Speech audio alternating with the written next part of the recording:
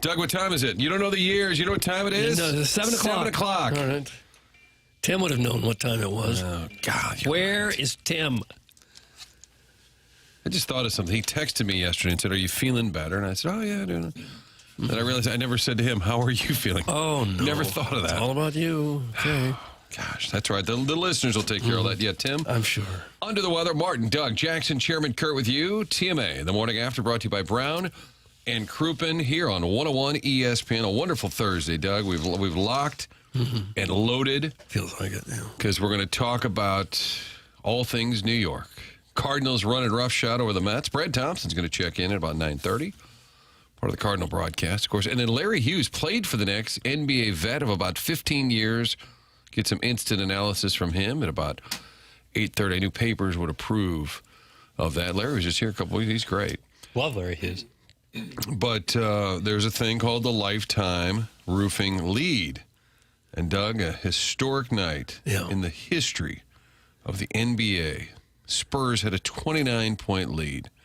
I think Larry David and Jerry Seinfeld are still at Madison Square Garden. They're still reveling in Can't believe what they Knicks saw. victory. And the Cards had a nice, tidy 9-2 win over a down-and-out Mets squad. So the question to Doug Vaughn is, what's the lead? Well, the Knicks comeback is the lead. Whoa! Historic comeback for the Knicks. Whoa. A game the likes of which you thought you'd never see. I almost gave up at halftime. I said, well, this one's over. But the Spurs did absolutely everything they could to lose that game, and they were successful in that pursuit. Indeed. Didn't Charles Barkley say it was the dumbest game I've ever watched? Said it might have been the dumbest basketball in the history of civilization. Mm-hmm. No play any dumber than De'Aaron Fox with 10 seconds to go driving for a contested layup. Had he just pulled up and started dribbling, he kills another 3 or 4 seconds. They foul him.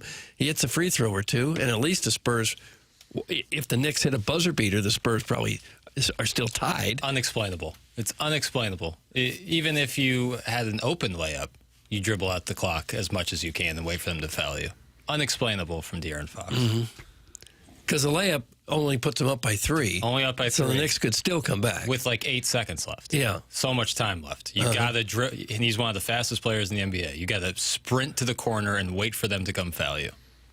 I hate when New York teams are good. I do too. And nothing, I don't hate the Yankees. I don't hate the Mets. We used to when we were kids. I don't hate the Giants or Jets. What I hate is the media, which has a heavy East Coast DNA.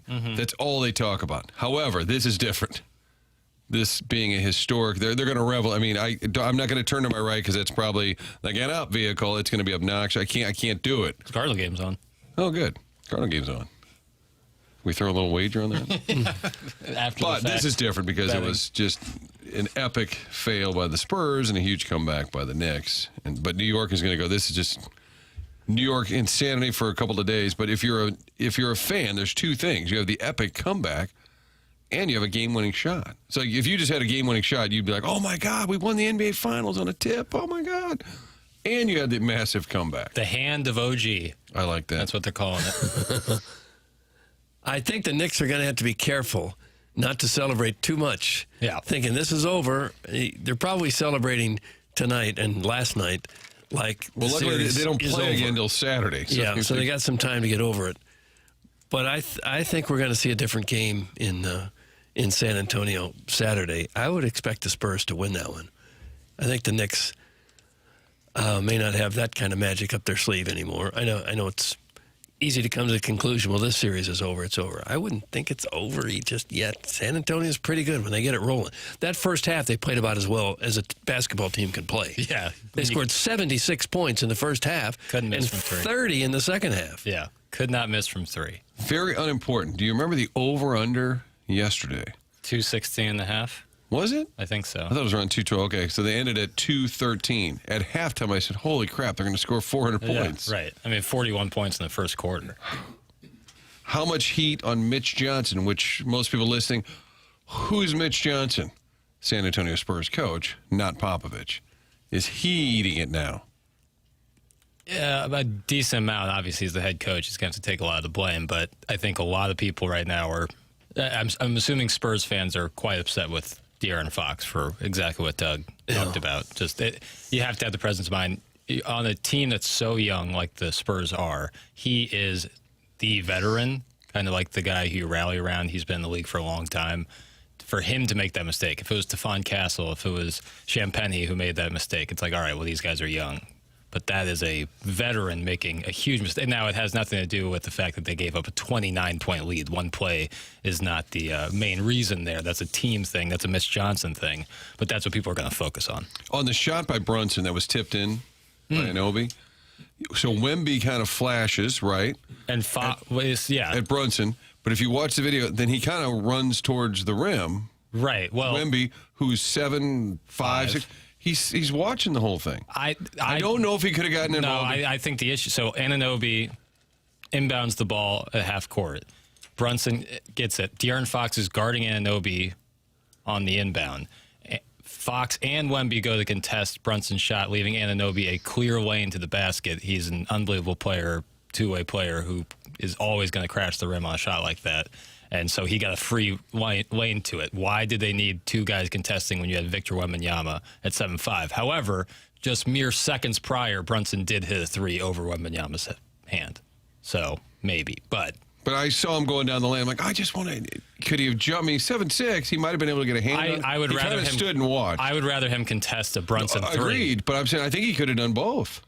That's a lot. That was a 30-footer. I know, but if you watch it, he runs back down the line. It's not a big deal, but I'm surprised that he's a spectator in that moment. I think leaving one of the best rebounders in the NBA and OG Anunoby flying down the lane is a bigger issue. Stop with this ear ooze. Ear ooze? How about we listen to Mike Breen's call of the final moments there? Go flat for Jalen Brunson. Allow him to operate at the top. 1-on-1. Brunson gets it. Fires up a three. Shot no good. The triplet's gone. It's gone. It's gone.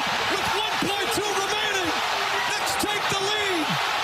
OG Anunoby. And it's 107-106. Walker's going to inbound the ball.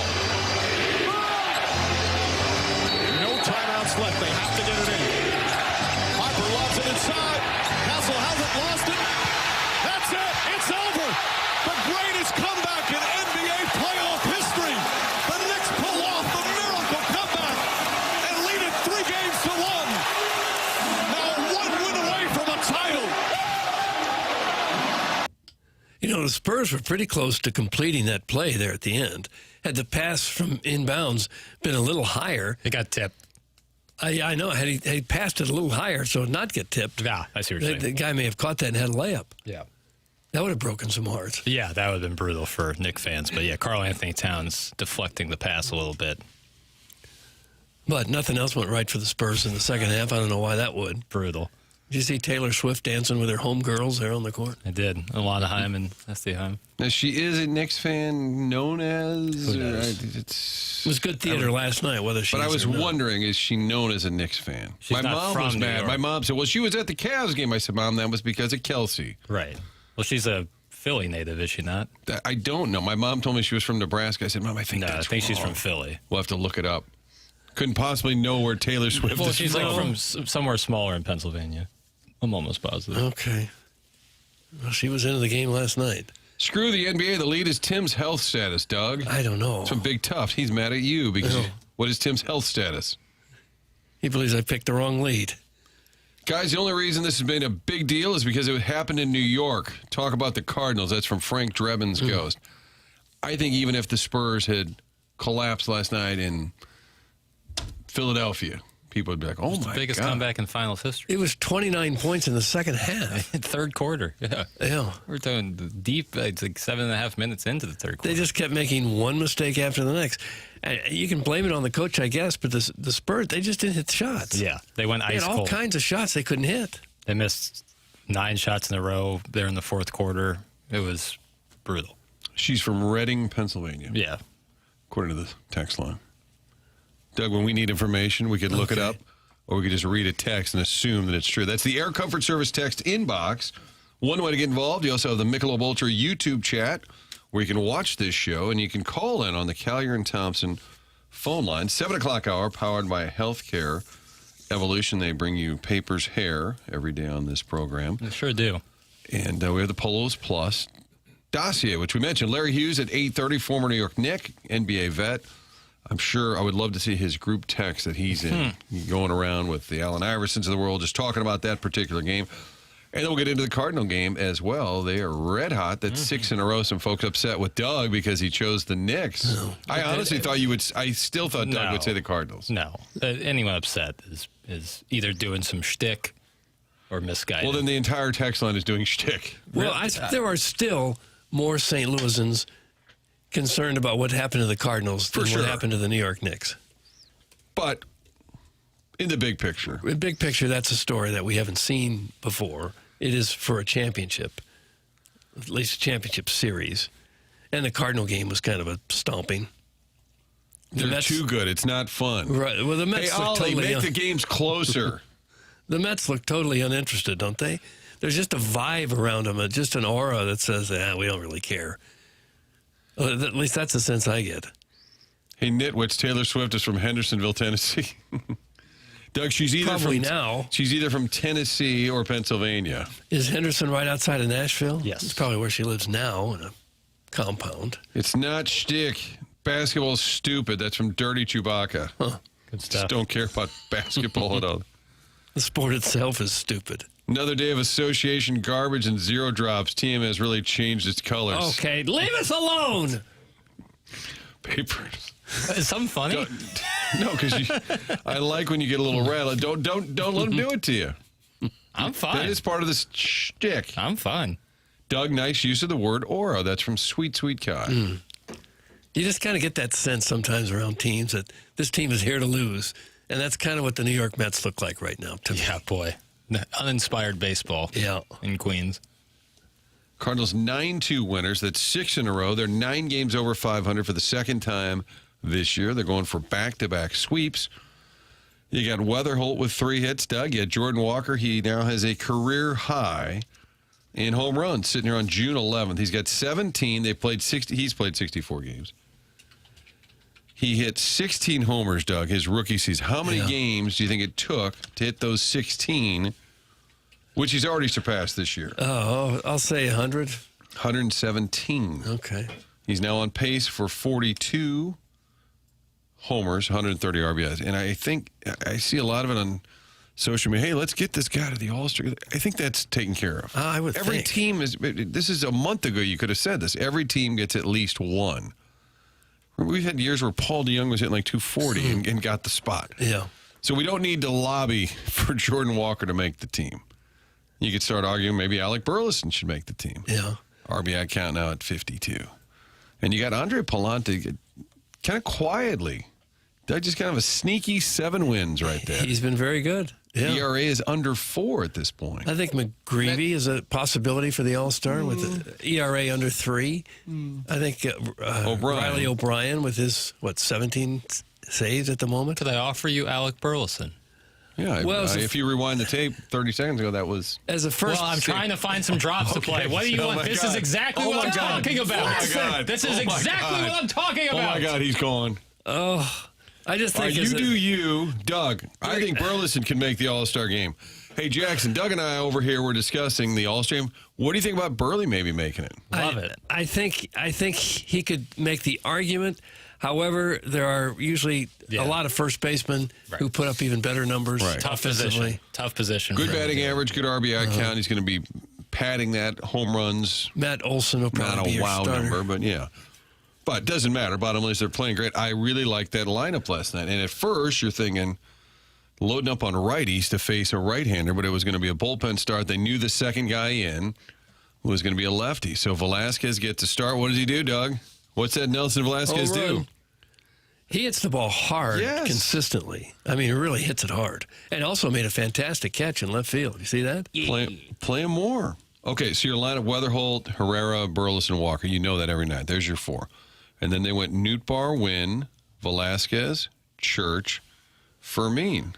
That Jose Fermin quietly having a nice little year. I believe I would move Velasquez up a little bit. Yeah. Especially now when Newt hadn't hit a whole lot. He had that game-winning homer. He hadn't hit a lot since. Maybe Velasquez into that spot. Maybe behind Walker, yeah. But I like that comment to tell me who's not playing with that So right there, you look at that. Okay, well, who's not in the line? Well, Pies is not out there. Okay, Crooks didn't get to play. Oh, okay. Yeah. Gorman didn't play. Okay, fine. Like I love the choices last night. Yeah. And you look at that, no reason to pinch hit or sub anybody in or out. That looked like a more winning lineup to me. Yeah, me too. Fermin at third had a couple of hits. He's just a ball player. Mm-hmm. Put him anywhere. And Church has been a better hitter than we thought. Going for the sweep today. Hunter Dobbins on the mound. Cards and Mets afternoon game. Then they go to Minnesota. Doug, it's the traditional Mets then Twins road trip. Mm-hmm. Mets have nothing to hold their heads down for, except they didn't play that well, and they gave away this World Series. The greatest drops in the history of network TV, Frank Thomas. I think he kind of quietly got phased out. You still see A-Rod and Poppy, but all of a sudden Frank just kind of got lopped off. That's right. The Mets now, they remain 15 and a half games out of first. That's rough. They do look lifeless. With that payroll. That's rough. Doug, could you imagine if we would have traded Walker? Would have been a typical Mo move. Gus Chiggin's prospecting party. Well, they didn't. Yeah. Because I think they knew they had to give this thing a little longer run. I didn't hear a whole lot of talk about let's trade Walker.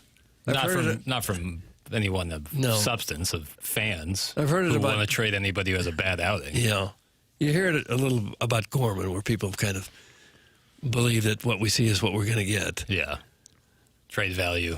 Yeah. Seemingly low. Not great at the moment. There was a post yesterday, I forget where I read it, but it was a detail from 2024, and it said the White Sox in doing the Eric Fetty deal. Remember they got Fetty and Pham all at the same time? Yeah. They were still kind of in the mix. Who'd they move? I don't even remember, but they said the Sox inquired about Walker. Can you imagine if Walker was in a Fetty deal? Yeah. And then he turned into a ball player? If you got Eric Fetty and Tommy Pham for Jordan Walker. Oh, we like that one back. You might have to launch Busch Stadium 3 into the sun. Load it onto a catapult. Get rid of it. Guys, Gorman's going to Galveston. That's from John Boy in Indiana. Do we have a squad? Charles Barkley reference. Is it? Yeah. What does that mean, that you're sent down? Inside the NBA, they send teams to Cancun when they lose in the playoffs. But some teams, if they're undeserving of even the Cancun treatment, Charles Barkley will send them to Galveston, Texas, where he claims that the beach is just full of dirty water. I was there once, and it wasn't a great beach. A lot of oil that leaks out into... They're right by the NASA headquarters, I think. I think I've been there. Is it Beaumont? I think it's just south of Houston, isn't it? I believe so. I think I've been there. It's kind of a rough town. Right. My TMA STL, my chicken wings on the potty, my worst caller licks, Knicks, and 6. It rhymed. I don't know that was a haiku, Doug.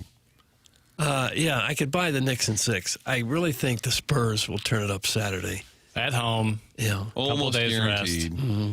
And then the Knicks can say, it's fine. We'll just close it out at home. I think if the Knicks had their druthers, Mm-hmm. I think if James Dolan had his druthers, I think ultimately, obviously, you just want to win. But if you could do it at MSG, it would be. And is that just human nature that they'd be kind of down, like they're going to play their guts out? They're going to try and win, but they're like, We still got a home game to fall back on. Yeah, but yes, I think, mentally. Because we're all saying it like as observers, that would be even better if they win at the Garden. Right. But as a player, you can't just... Sure. No, you got to go for it. You got to try to win. And I don't think these guys... Right, but just like the makeup of, especially like their starting five, is not of the, like...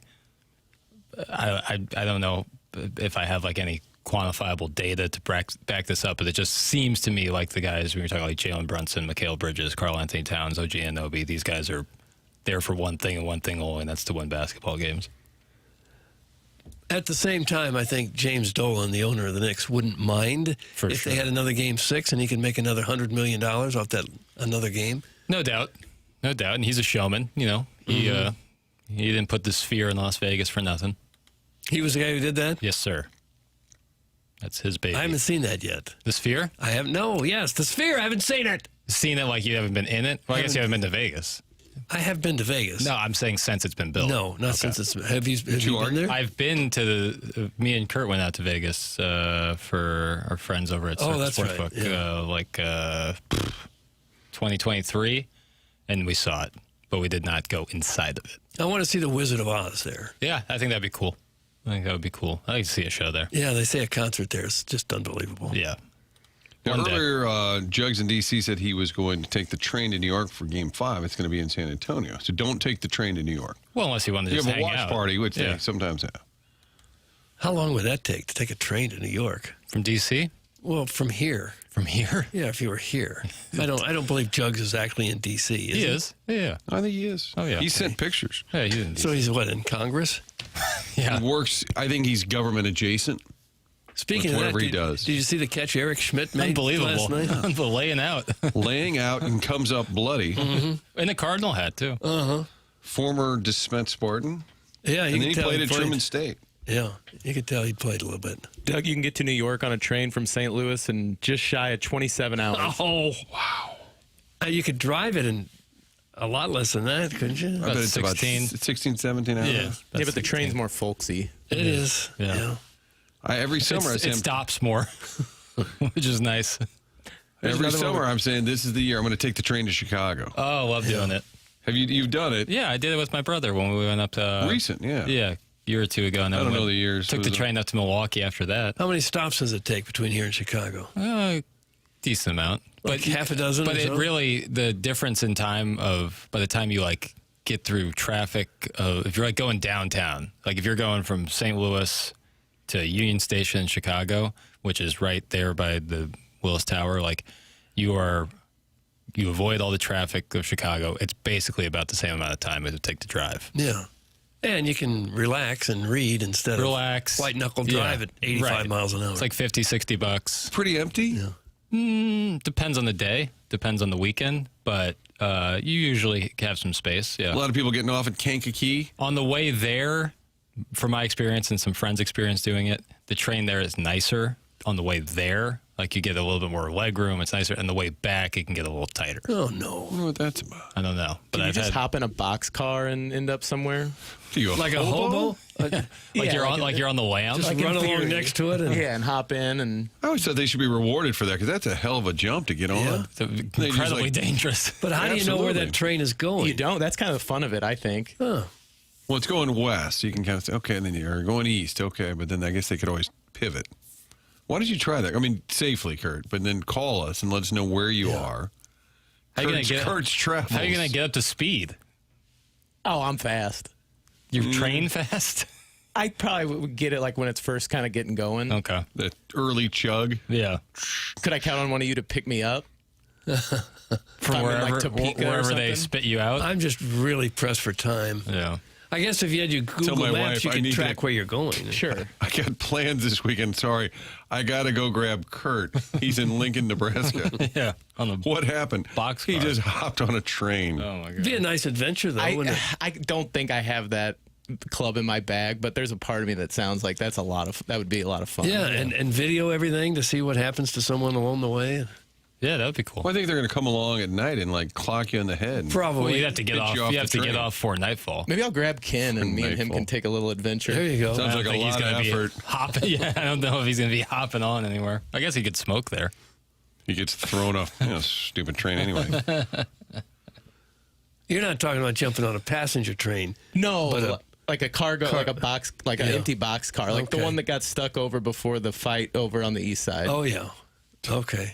So All there's back. a chance that they could dump coal or something on your head while you're in this car. You're gonna want to keep your head on a swivel. I would think so. The boxcar will be your grave. Yeah. Why does Doug hate the UFL? The United Bowl is Saturday. Good show prep.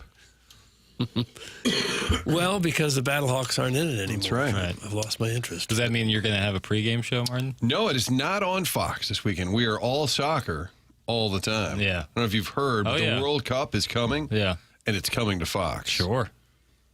A lot of those days, Doug, you look up and say, "Oh, there's no 5 o'clock news." Oh, but Yeah, why? Well, breaks your heart, we've got doesn't it? Senegal in a match with Bosnia. Oh, no 6 o'clock. Is And this then, about to be the summer of Martin? however, Doug, now we have digital channels. Yeah. So you still want to be able to provide news. Now, the last thing you want to do is leave people unaware. So even when they cancel the news Not on all the of main them, but channel? there are Oh, no. some nights. Yeah. And almost we the summer. encourage everybody listening Yeah. to get the app, Doug. Fox 2 STL Plus. It was so nice during the football season to have all those early sportscasts canceled by NFL games. That's the sweetest of relief. You know, You look every week. Do we have the late game on Sunday? Do we have a doubleheader? Now, anytime a game would go a little bit long, you're scheduled to have a show, so you still got to put one together. You got to do 2 or 3 hours of work to get it together. And then it runs a little bit long, so now instead of a 30-minute newscast, you got an 18-minute newscast, and then they say, well, we're going to dump sports. Everything you did right down the drain so we can do more weather. Run it tomorrow, Doug. Oh. Yeah, it's a little dated. World Cup starts today. Yeah, Mexico against South Africa, South Korea against Czechia. We'll have that Mexico match for you. Probably blowing out a Judge show, maybe a Kelly Clarkson vehicle. That game played in Mexico City. Huge advantage for the Mexican side. Both games today. You're sideways same about stadium. I'm not. The host advantage.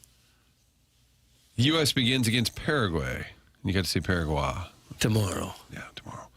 Guys, I recently took the train to and from Chicago for a weekend. It was 100% booked. Had no idea that was such a popular thing. Is it really only $60? When I went, it was about 60. Yeah. As we looked into going just a short little trip to like Washington, Missouri, just to have the adventure of being on a train, and it was considerably more than that. It was enough that we said, it's not worth it. Yeah, it was best. Kurt, what does the train cost? Not with you running next to it and hopping on. The Amtrak to Washmo. Well, let's say you and me wanted to go for a little weekend trip. It was 60 one way. It wasn't 60 round trip. To Washington, Missouri? Yeah. Just from downtown Kirkwood Station. Yeah. That's probably the first stop it makes. $20. Is that all it is now? See? Boy, it wasn't when we looked into it. It wasn't anywhere close to that. Taking the Missouri River Runner 311. There's a pretty good little bar scene right there in Washmo. Have you ever been there on the river? Sure. Great little spot. It's a cool town. It is a cool. If you lived in a small town, America, that's the kind of town you'd want to live in. And you can still go to a Cardinal game or a Battlehawks game. Yeah. Guys, can I express my most hatred, express even more hatred against the absolute twink calling in yesterday? I genuinely woke up angry this morning thinking about the dumbass call. I don't ever get those minutes back in my life. Please ban him from ever calling in. I believe that's a callback. That was from that name. We had Chris in Des Moines. And papers got a little sideways late in the call. We didn't land the plane. I didn't even know what he was talking about. I didn't care So what he was talking about. Nobody cared what he was talking about. He was talking about. Well, he was talking about like the housing of like the Indiana Fever players and what relation to him, I don't even know. And it was taking forever. We were late for 3 breaks, and I was getting fed up. And I think rightfully so. Well, it's kind of odd that a caller would wake up worried about that particular Mad about it. call. In most cases, I would agree. In that case yesterday, I understand. But didn't you forget about it about 3 minutes after the call was over? I did until I read the text. I'm like, what are they talking about? Oh, yeah. Our guy Chris in Des Moines. He's Griff 2 on the text line, but is mad at papers for not changing his name. Jamie Rivers, he of the Fast Lane, came up to me later that day and said that he was listening at that time and couldn't believe what he was hearing. And he said he loved every second of it. Well, that's what I'm saying. Chris, call back in on the Fast Lane. Hey, Kurt, getting jumped by a crackhead and thrown off a train sounds like a lot of fun. That's from Rusty Packer. I actually think I could probably handle a crackhead. Yeah. You might need a weapon of your own on there just in case you run into some. I got 2 of them hanging off my shoulders. Oh, my goodness. Lick my hoop. Guys, then he started talking about his in-laws or his cousins or something. Yeah, okay. I don't even remember. I'm furious. And now I'm getting upset. You're upset because we took a call yesterday that went a little lengthy. I couldn't believe it. You're upset because I never quite can get to the break. The Midwest goodbyes. The Midwest goodbye of radio. Well, hosts. Doug, how was your morning? Did you have a coffee? Did you have a tea? Crawl there. Kurt, how are you feeling these days? How's your world? We're in the Stifel studios, the Pujols. The Pujols Plus. I want to say Pujols every time I read that. The Polos Plus. Dossier says we'll have Larry Hughes talking more NBA Knicks with the epic comeback, down 29 points, biggest comeback in NBA Finals history, on the verge of their first championship since 1973. We'll talk to Larry Hughes at 8:30, Brad Thompson, 9:30. Cards going for the sweep over the Mets. They're 6 games. They've won 6 in a row. They're now 9 games over 500. We've got that Design Air email today. You can fire those off throughout the show. And this 7 o'clock hour brought to you by Healthcare Evolution. It's TMA on 101 ESPN.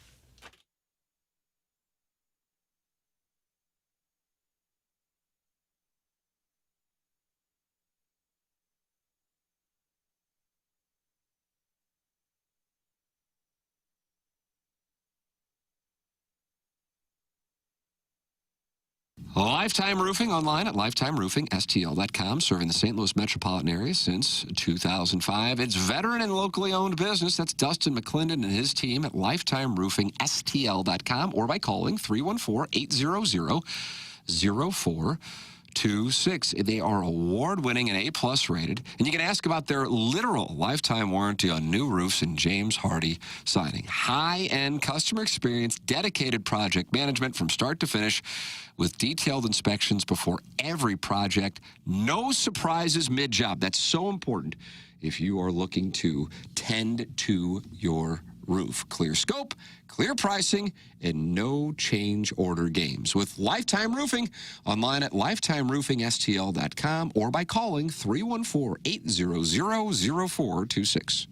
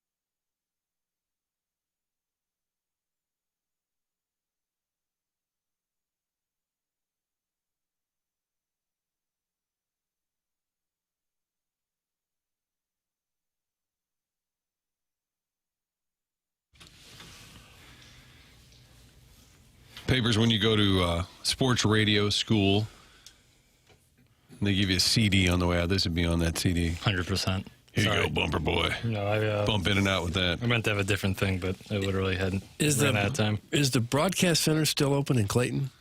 Talk about radio schools. I don't think so. I Remember, it was on Hampton for years, right? Yeah, it was a thing for a long time. A lot of people went there. Push rock and roll, bump in and bump out, rock and roll. I remember that being actually said to the staff. That's how they taught them? No, we had gift card guy who said that. Oh. Let's play some more rock and roll. Just bumping in and out of the breaks with rock and roll. Okay, well, that'll pay the bills. I call in for my entire show. It'll pay the bills. Doug, we took the train from Chicago to Centralia, Illinois. From Centralia to Chicago, it was $36 each round trip. Wow. Big shout out to Seatown. Seatown, the Orphans. Damn straight. And then, of course, the women's team's the Orphan Annies. Is that their name? Yeah, that's right. Packed the house for basketball. We've done some pieces up there. Whole town shows out. My aunt, uncle, cousins. Really? Live in Centralia, yeah. That's Gary Gaetti's hometown, That's right? The Rat. Damn right. Okay, calm down. Big shout out to Seatown. Centralia, stand up. Yeah. This is today's your day. my town. Here's the power rankings of cities on fire right now. Okay, so Larry Nichols, stand down. Here's Papers, Jackson's top 5. The list of cities on fire right now. On fire. New York City, specifically in Manhattan. Centralia, Illinois, number 2. Okay. St. Louis, Missouri, number 3. Okay, you're stretching? Okay. Yeah. I thought you get more creative. Washmo. Washmo, number 3. Washmo, number 3. Okay. St. Louis adjacent. Jefferson City, number 4. Oh, it's OG Ananobi. True son. Jefferson City High School. This area is really hot right now. London, England, his home where he was born. Strick and I used to do a segment called Hottest High School, and we stole it from like 104 Magic or whatever, and they would just take calls. Strickland loved this segment. People would call and they'd say, "Who's the hottest high school?" And you would call in and say, "Fashawn," and then the next person would say, "Sumner," and they would just take calls the whole time. Yeah. Hottest high school. And there was no qualifier. You would just call in and say it. I kind of like that. We may have to fourth hour. Yeah. Fourth hour, because we're busy. We got Larry Hughes at 8:30. Fourth hour yesterday, we looked up. Breaks. We looked up. What did we look up yesterday in the fourth hour? It took forever, and we couldn't figure out what was going on. We looked up something that there was dead air for like half of it. I can't even remember. I don't remember. That's bad. I'm always stunned by the facilities high schools have now. Yeah. That You seen they didn't have Principia? a generation ago. Have you seen Principia's stuff? Their new I have gym? not. I can only it's imagine. Unbelievable. It's unbelievable. But a lot of them, like Lindbergh and Kirkwood, right about me, they both have athletic facilities. A college could play at these places. No. Just really nice. I wonder where all the money came from. Your tax dollars, I guess, in those cases. Jackson, if Fenton's not on the list, it's not a worthy list. That's from Dirty Chewbacca. If what's not on the list? Fenton. Fenton? Fenton is 6. Sixth. It's Okay. red hot. The city's on fire. Yeah. Wright City is number 1. That's from Drinking with Kevin in Wright City. Does Wright City have a high school? Probably not. I don't know. Where would you send? Where do you? Winsfield District, Warrenton maybe? would be.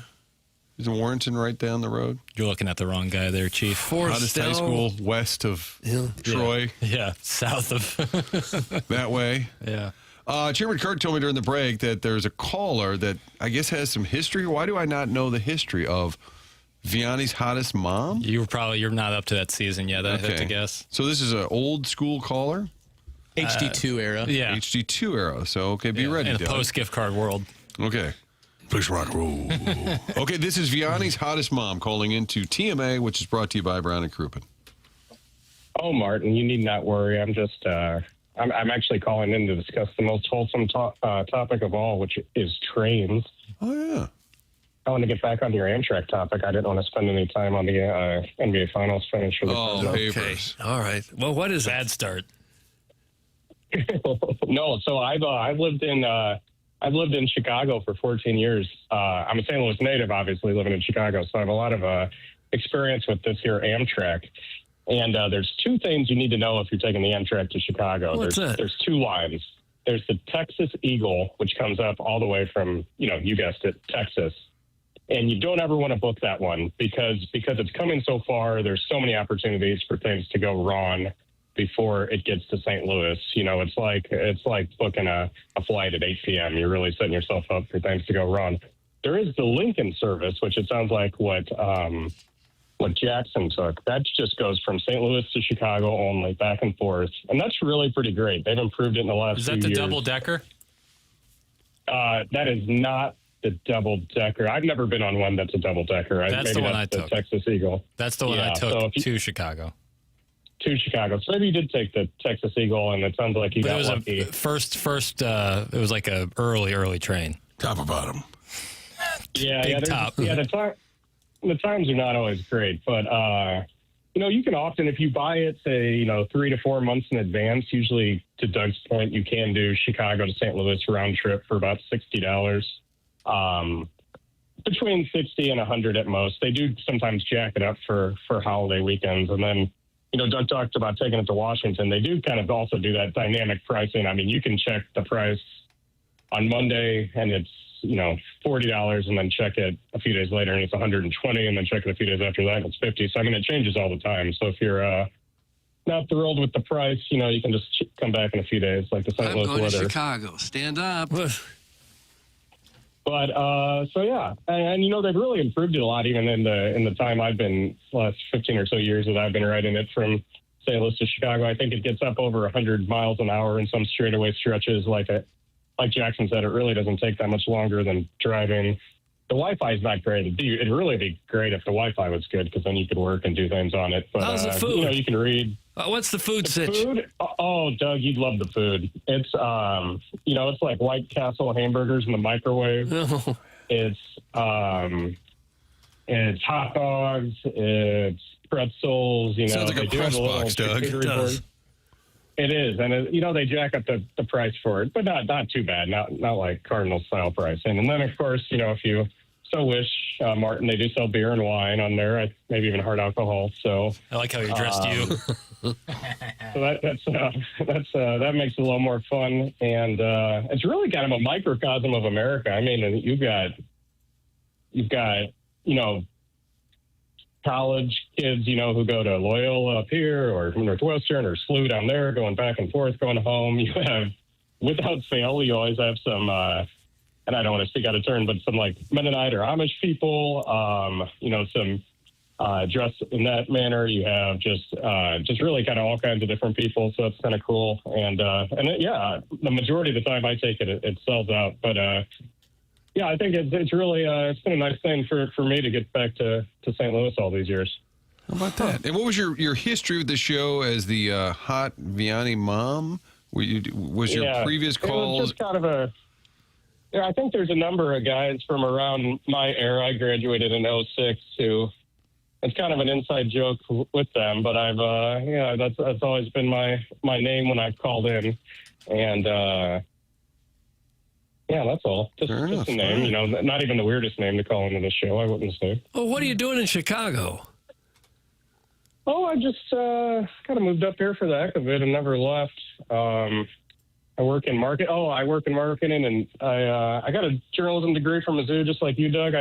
I told you this in the past. I wouldn't expect you to remember me. I did do a summer internship at your big channel, Channel 4. Where I got you don't even you're so big, you don't remember these people? Well, I can't see his face. Okay.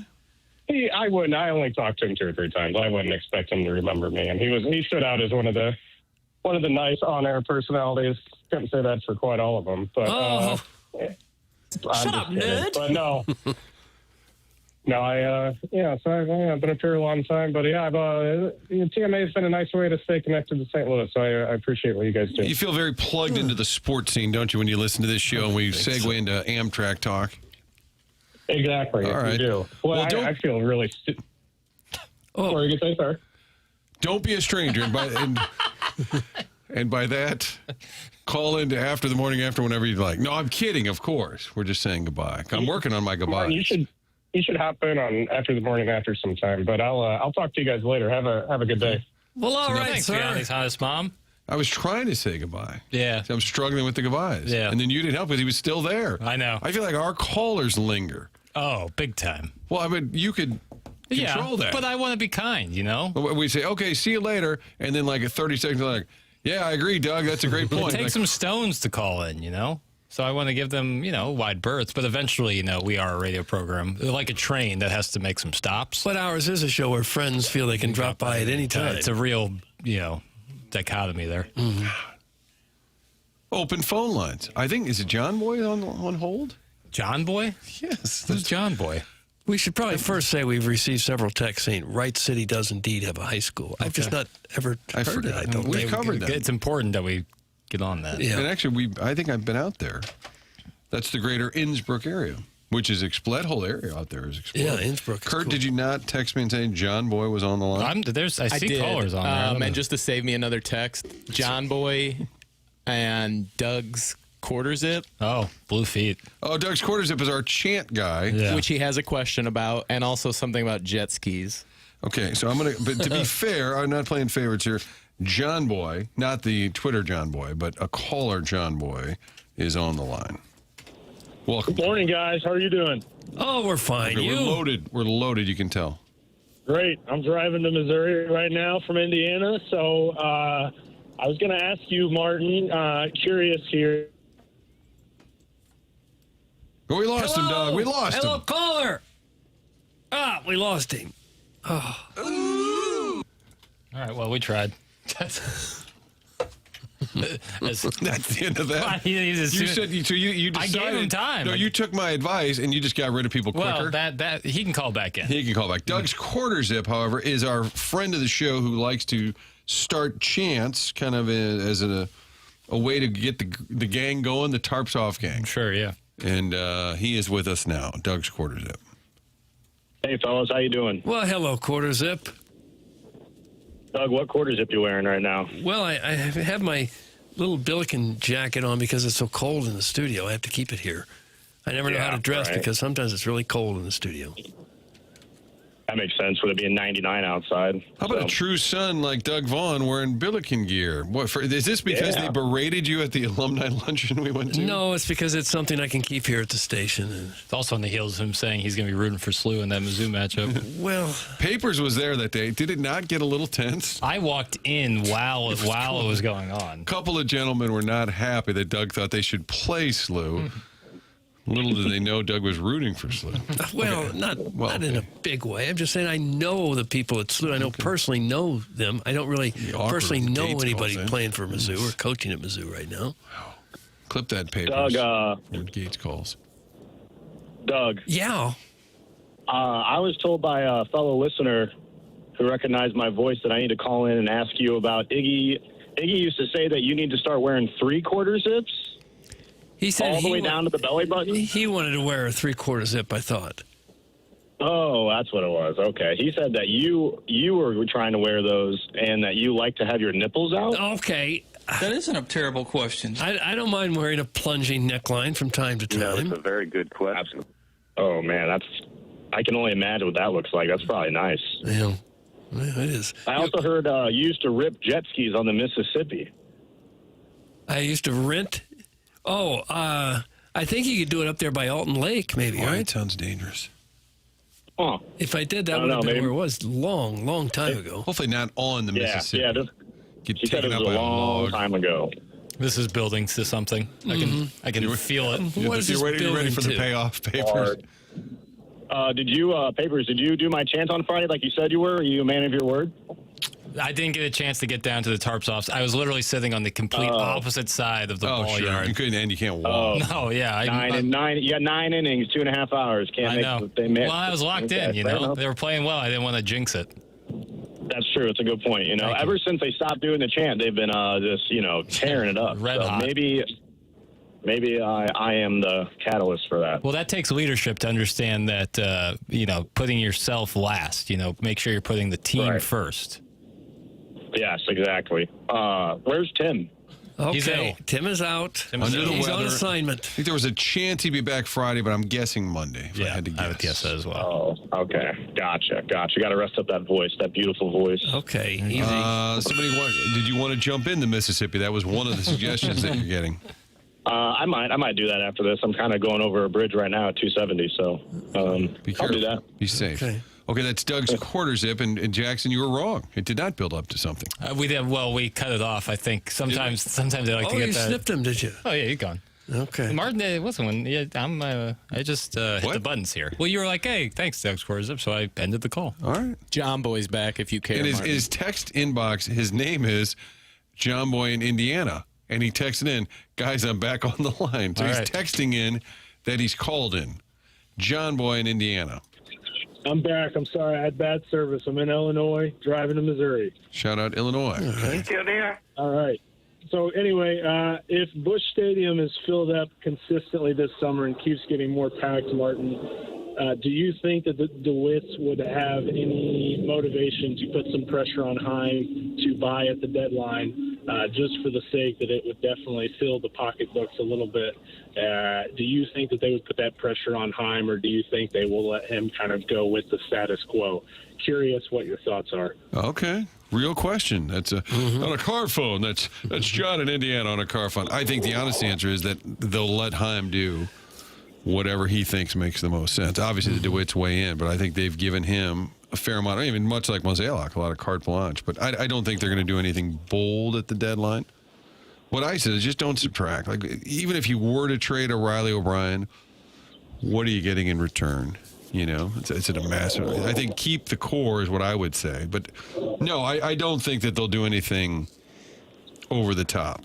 In part because they want the guys they have, they kind of want playing on a regular basis. Things are going so well right now. I'm not sure what kind of big shakeup you would do or even want right at the moment. Now, always get a reliever. That can change in one night with an injury or two, of course. But if things stay the way they are right now, I wouldn't see them going out and doing a lot. If you guys did a predictionary today, do you any of you say that they are going to make the playoffs, or do you think that July is going to be the real test to actually see if they make it? Somebody was texting in earlier. Are they making the playoffs? Have we done predictionary like 8 different times this year saying they're in, they're out? Not really. Okay. If you had to say on June 11th. I would say yes. It's hard not to, and then you're like, I mean, we're on the heels of a 6-game winning streak, and the last 2 games. Just looking around the National League, I mean, it's a long season, but yeah, yes, I would say yes. Right now, it's June the 11th. I would say yes. Yeah, I'd say yes at the moment. Yes, yeah. I think as a wild card team, I don't think they'll overtake the Brewers. Yeah, at the moment, you have to be pretty pessimistic to be like, I don't think this team is making the playoffs. Which you wouldn't, I'm not saying you're wrong if they were, but you just generally be pessimistic. At this point, looking at the National League, can the Cardinals be one of the top 6? Yes. And you're like, yeah, okay, you got me thinking that way. Yes. All right, John. I would say yes as well. So I appreciate the call, and I hope you guys have a great day. Oh, what a wonderful sentiment there. What an old school, legitimate, just chopping it up phone call. Well, if you want, who do you recommend we trade? Somebody said trade for Scooble, Doug. What do you think? Let's be bold. Well, give me your fucking feet. Somebody else said, imagine what would have happened if we kept Donovan. You said that, Doug, during the offseason. That lineup would look a little more lengthened. If you had him at third base. But you picked up some pieces. And so then Donovan would for sure be playing third, right? I think so. In this scenario now, especially do you think that would have messed up Weather Holt being on the opening day roster? That's the question you have to ask. No, it probably would have. I don't know. That's a big part of your young He's so good. I think you got to find room for Weather Holt. I don't think he'd be the one off the roster. Right. But that would be a results-oriented thing, being like, well, what if we had Donovan? It was the right move at the time, and I still probably think even if we look back in a couple of years, we'll say it's probably the right move. Guys, this is the point where you give us the odds. Do your job. That's from Chaim's Gold Chain. That's our job, to manufacture odds of the Cardinals making the playoffs. Donovan's been hurt all year, I think, but the point is you didn't know that going in. Like that type of player. Nor did you think this team was going to be top of the wild card in early to mid-June. Guys, can we still trade Carlson for Soto? It's from Sugar Honey Iced Tea. Carlson still with the Cubs, but got sent down. I lose track of him. Yeah, he was on the Orioles. They wouldn't still have Soto. They wouldn't be able to afford what a Soto. disappointment. Carlson was on the Cubs opening day roster, but I don't know where he's at right now. Guys, hold on. Is this Sports Talk Radio? It went that way for just a few moments. Kind of broke that way for a moment. We're trying to talk trains. It's not our fault. 4 plate appearances, 4 ABs in 2026 for Dylan Carlson for the Cubs. You're wondering what he did in those 4 at-bats? What did he do? 0 for 4. Yeah. 2 strikeouts. There's a career that really went nowhere. Really. Promising start. Big disappointment. Yeah, and he's a good dude, too, I feel. Yeah. Who? Carlson. Yeah, low-key, quiet guy. Cardinals plus 145 to make the playoffs. Plus 145? Mm-hmm. That's interesting. Is there a list of National League, like in order? Where would they be? Like 6 most likely, 7, Make 8? the playoffs? Yeah. Like, I would bet that they're, 6th or 7th most likely. What about Jed Jerko, guys? Could he still play third? Probably. Will they trade May? That's and I think question. that was always sort of the idea, is that maybe if he's good, you could peel him off. Not if they're in the race, I don't think. See, that's what I'm talking about. I don't think you No. can subtract from a team that's contending. Oh, yeah, that'd be October. a crusher to a team. To be in playoff contention, you take the guy who's really been their best pitcher for the last 2 months and say, we're going to subtract him. I don't think you could do that to a team or a fan base. Cardinals 5th most likely to make the playoffs in the National League. Mm-hmm. Brewers, Braves, Dodgers, Phillies 4th? Braves, Brewers, Dodgers. Yeah, Phillies. Phillies. And then Cards. Cards, Cubs. What? Probably not. Cubs are significantly lower than the Cardinals in terms of percentage. Got it. How about that? Like where we're at. Where's Tim? More drops. Show sucks. That's from Salty Bald Dad from Casey. Gosh. Teammate brought to you by Brown and Crouppen. We're here in the Stifel Studios, 7 o'clock hour, powered by Evolution Healthcare. We'll talk some NBA with Larry Hughes at 8:30. Brad Thompson's coming up at 9:30. Michelob Ultra YouTube chat. Let's take a look. Leg lengthening. That's the last. They think Tim's leg lengthening. That's where he is. Michelob Ultra, Martin. It's YouTube. 95 calories, 2.6 grams of carbs. Beautiful weekend, hopefully. They're saying tomorrow's going to be nice. Great time to enjoy a Michelob Ultra. It's also a great time if you have any AC issues, HVAC issues, to hit up Design Air Heating and Cooling. Design Air Heating and Cooling is online at designairservice.com. That is Seth Goldcamp and his team at Design Air Heating and Cooling, the longest-running sponsor on the Morning After, going back a decade. Design Air Heating and Cooling. And right now, they have something for TMA listeners, and that's maintenance agreements. They are effective and convenient ways to keep your system running all year long, year after year after year. They take the pressure off you as a homeowner. Design Air contacts you to schedule your air conditioning tune-up and your furnace safety inspection and cleaning. You sign up, and you can forget about it. Like all their services, maintenance visits can be scheduled at designairservice.com. That's Design Air Heating and Cooling, online at designairservice.com. Personally, I'd rather hear Doug continue talking about corn nuts. That was yesterday's. I'm sorry, that was a Wednesday topic. I don't have a lot of knowledge about corn nuts. Yeah. I don't know that I've ever even had them. We'll get there. Okay. It's time for a break. Papers. What are you waiting for? Let's go. It's TMA on 101 ESPN.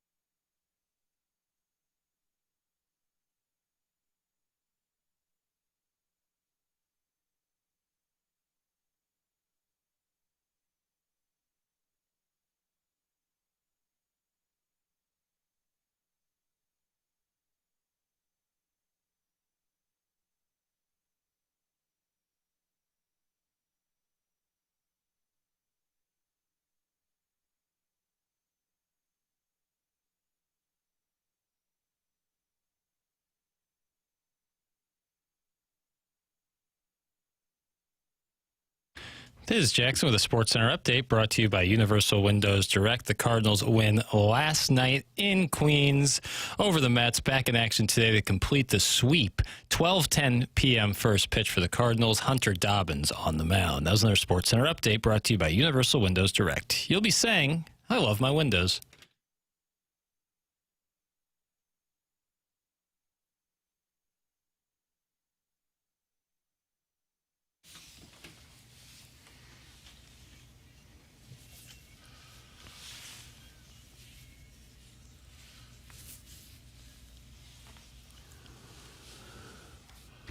See the post-game celebration? There was a shot of Seinfeld looking just couldn't believe what he'd seen. Yeah. And over his left shoulder, that Marquette number 11 jersey. You see that's plastered everywhere. Is that Tyler Kolek? Tyler Kolek's Marquette jersey. Yeah.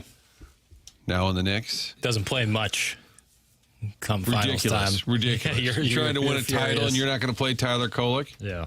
Get out of here. I saw Kirk Herbstreit had a front row seat. Larry David was there. They put out the list of all the celebs. Oh, yeah? Yeah. Who were going to be there. And Brady Cook was in the building. Oh, was he really? Not courtside, but in the building. And Shaq said he hates Larry David because he tripped me, and that was a curb? That was a curb thing. I've almost forgotten. That's probably 20 years ago. That was a long, yeah. The curb was on 20 years ago. Non-consecutively for like 25 years. But it was only... We just kind of come back, and then we'd go away, then it we'd went come away. back. It went away for like 08 until 2017 or something. 08 or 09.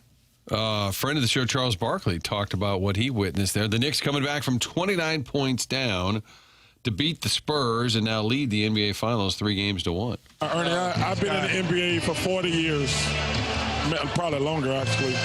I've never experienced what I experienced tonight.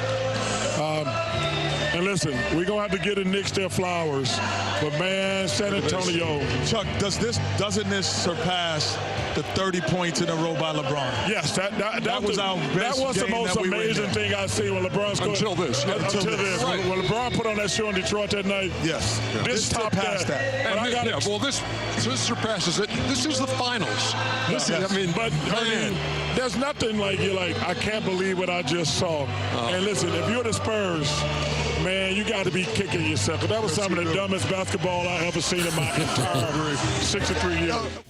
Yeah. I can't remember a bigger blown opportunity really in any sport right there at the finals, whether it's World Series or NHL, where a team had that sizable of a lead and coughed it up. Yeah, it's crazy. 28-3. How about the Super Bowl when the Falcons 28-3? 28-3 is the... He just activated Stalter now by reminding him of his Falcons. 28-3 would be in that conversation. The Nats against the Cardinals in that Game 5 of the NLDS, not on par with an NBA Finals. It's tough. But, it's tough with baseball because, when you think of, Game 6, 2011, obviously one swing changes it, but when you have them down to the last strike multiple times, it's right there. It feels maybe just as bad, but 29 points... was so much time. I mean, the only thing comparable in baseball may have happened last night when who was it? Washington led the Giants 9-1 and lost 11-10. Oof! It was 9-1 in the 8th inning. Oh God! Sharon and Clayton picking up on what I heard there too. Charles Barkley quoting Jack Buck when he said, "I don't believe what I just saw" off the Kirk Gibson home run. Mm-hmm. Chuck Barkley channeling some Jack Buck there. Yeah, I mean, for these guys who've been around the NBA, like Chuck said, 40+ years, and to never see anything like that, it's tough to see something you've never seen before after that many years. Boston over New York in 2004. That was the ALCS. That was a series shifting. Yeah. Not so much one game. Although you had the comeback game, the Dave Roberts steal that kind of ignited the Game 4 win. Right. Guys, what's the percentage of St. Louis listeners who give an F about these Knicks? Okay, stop it. That's from Professor Roy Hinckley. He's a professor. Does he want me to actually give what I think? 60 to 70% of people who listen to the show, I think, care. Are interested in an NBA final. And Martin, you know who Roy Hinckley was, right? I'm blanking. He was a professor in Gilligan's Island. Oh. That was his real name in Gilligan's Island, Professor Roy Hinckley. So this guy is probably not a professor. Did he build a coconut radio? He could build everything but a damn raft to get him off the island. Yeah. What did he ever do after Gilligan's Island, Doug? Think he can get I don't know, but he had been he was a World War II hero. He'd been in all kinds of heavy duty combated World War II. Kurt with a C is on the line. That's Kurt with a C. And how do we feel about Kurt with a K over my shoulder? Partial to those. But this is Kurt with a C calling in to TMA on 101 ESPN. Hey, good morning, gang. Hello, Kurt. I hope you guys are doing well. We're fine. I'm really enjoying the show this morning, even without our broadcast hero. Okay, easy. Well, I'm not like a super religious person, but I have been praying, every day, that Tim will overcome this, and get back to 100% and really, doing what he does best. People are finding the Lord to get Tim back. A conversion. Well, your prayers haven't been answered yet, have they? I know. It's really, sometimes I grew up in a Baptist church, and we were big on, praying constantly. So maybe I'm not praying enough. Yeah, could be. These people have become I don't know. I got to. You could probably just start, if you guys want to just put flowers out on the curb here outside Hubbard. Vigil. Just like a vigil has begun. That's such a great idea. Okay. I've got the day off, so, I might do that today. Maybe leave me a gift card. So the reason I was calling, the last time I called in, Doug, you weren't very happy with me because I told you that I was going to go back and listen to some episodes of the show from 2012. It seems odd, Well, I don't think it's odd. I love the show, and you miss a lot of stuff, So there's only so much that Jackson could put into that little skeleton. So, you got to go back and do your own work, We'll do diligence. Right. And listen to radio shows from 14 years ago. Yeah, but they're evergreen. Exactly. But, right. Tim had, the greatest Marco Scutaro take during the 2012 NLCS. Really, just awesome take. He just said everything that I think everybody was Okay, enough of eliminating. Enough. Do you have a hot take? I do. I'll put on the hot take gloves in case it's really a scorcher. It is. Okay. So I've actually been listening to some shows from 2019, and you got a lot of Kurt with a C. You got a lot of time on your hands. Today I do, yeah. Okay. Well, in general, it sounds like you've been going through the archives. Are you a married man? Do you have a family plan? Yeah. Remember, I'm 40 years old, and I have 2 kids and a wife and everything. Kurt with a C who seemed to be kind of fond of Jackson. I am fond of Jackson. I think he's great at what he does. Yeah. I'm a big fan of this guy. And all of a sudden Jackson's like, "We're not in a hurry, Martin. Go ahead and let it breathe. Take your time. Let it breathe." Yeah. Tell Larry we'll be a little late. So Tim was talking about how he was going to sit down and watch Donnybrook. I think this was August 2019, and there was a discussion on Donnybrook. And Goodness. Somebody had floated the idea of Tim being on, and I actually always wanted to ask Tim if he had considered pushing to be a part of Donnybrook, because I think he would be a great addition to that show. I know right now he's got a lot on his hands at Hubbard, but I think that he would be an absolute stud on that show. It's Thursday. It's Donnybrook, bitches. There's the promo for the show. Papers. You're on fire, buddy. No wonder Eric wants to date you.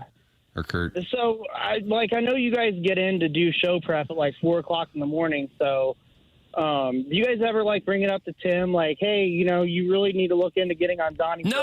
No, not once. Not once have we even had that thought. Usually in the makeup and hair and makeup chairs before we like to pitch ideas around about, Well, now, but Doug's saying that he doesn't ever think about it. I don't understand, he's your partner on the show. Don't you want the best for him? We're concerned about this show, not someone else's show that we're not even on. But don't you want him to get more exposure? No, I don't care about that. How could you not care about that? Oh, for heaven's sakes. This is a world-class lemming. I'm going to take the hot... No, I think Kurt with a C is doing a little bit of shtick, but he's rolling with it. I'm really not. The thing is, I'm kind of playing it up for the radio, okay, sure. Sure. But I do.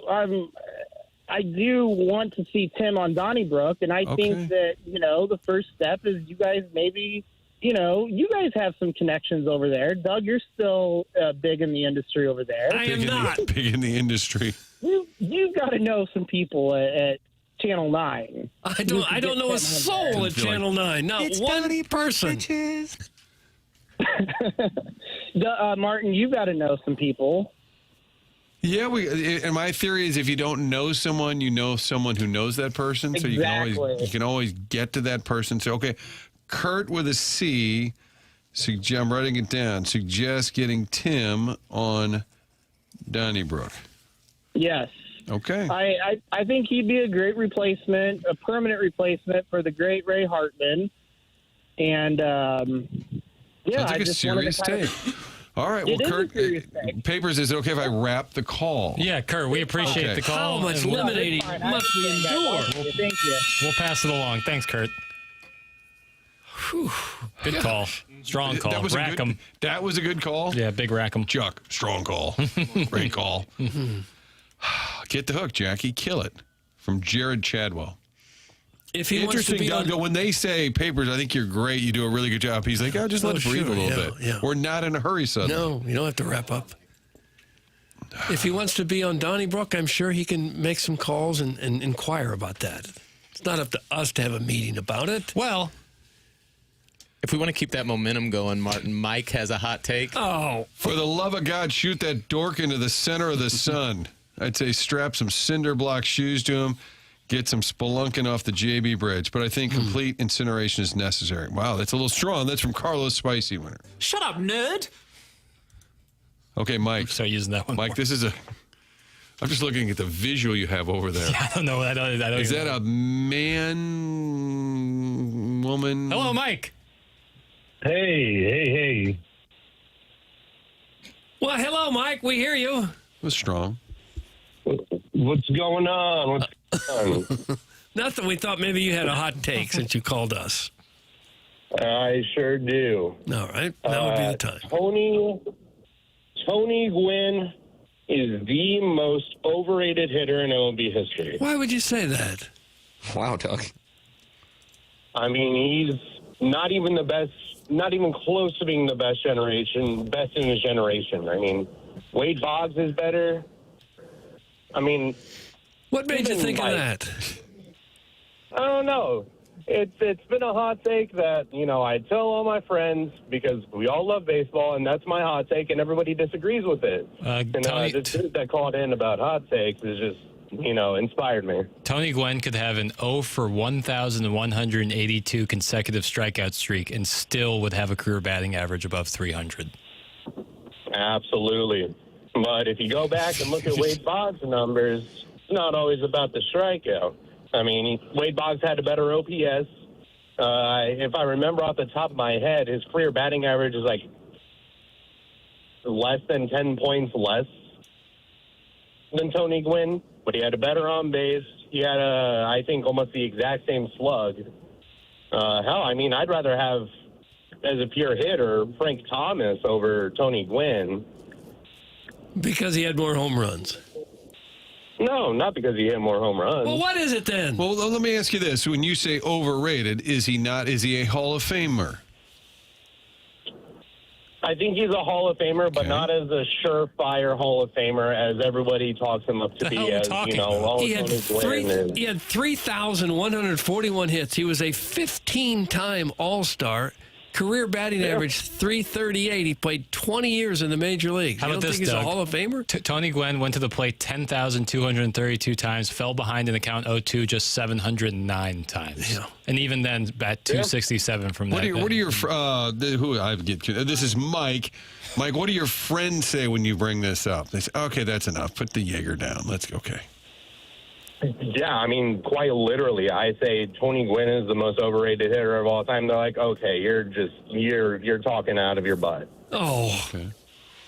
Well, we've all got takes. Papers had a dangerous take yesterday. This one is borderline dangerous, Doug. It's a hot take. But it's about time we started blistering Tony Gwynn. One of the he greatest. has it coming. If I say to Ichiro, are you no doubt first ballot? In what sport?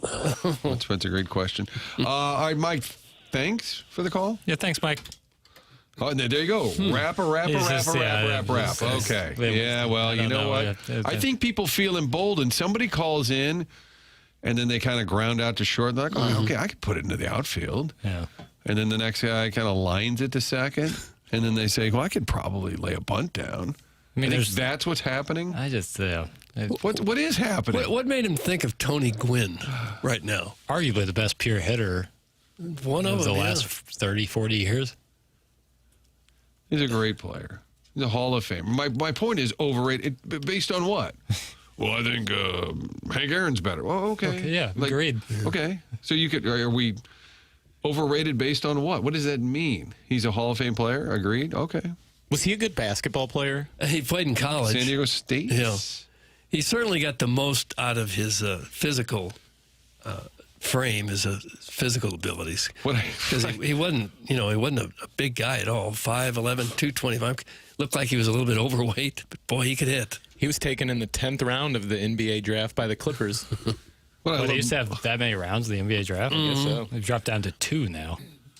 Which is kind of a tough deal if you get drafted in the 10th round, since they only need like 1 or 2 new guys a year. That's the thing. It's like, it doesn't even make any sense for them. One year, somebody drafted Bruce Jenner because they said they were going for the best athlete available. Yeah. He had just won the Olympic decathlon. Yeah. Tony Gwynn had more college basketball assists than he had Major League Baseball strikeouts. Think about that. Okay. And a tremendous human being, by all accounts. Yeah, awfully nice on guy. top of it all. And I love the relationship that he had with Stan the Man. So, Mike, you can take that take and share it with your buddies. Yeah. And then they are going to dunk on you, much like the text line is now dunking on you. They didn't enjoy that call, Doug. But what I most enjoy about this show is how sideways it gets and how quickly it gets sideways. We realize we didn't care for his take, and then we do a little Tony Gwynn breakdown. I didn't appreciate your little comment. You keep your personal comments to yourself or to your homeboy. I think that's fair. No. I think Miss Bower might have been talking to Mike in that instance, not you, Doug. All personal comments should be between you and your homeboys. If you know anything about the game of baseball, Tony Gwynn was so fun to watch. That's from the big show. Where's Tony Gwynn from? I'm going to put... I feel like California. I want to say that he was a San Diego guy. Los Angeles, California. I'm going to add him to the list of cities on fire. Okay, your list just in honor of Tony Gwynn. Centralia, New York City. Yeah, New York City, Centralia, Illinois, Wright City, and then L.A. now on cities on fire. Guys, who cares? He sounded like Elmo when he talked. That's from The Little Man in the Boat.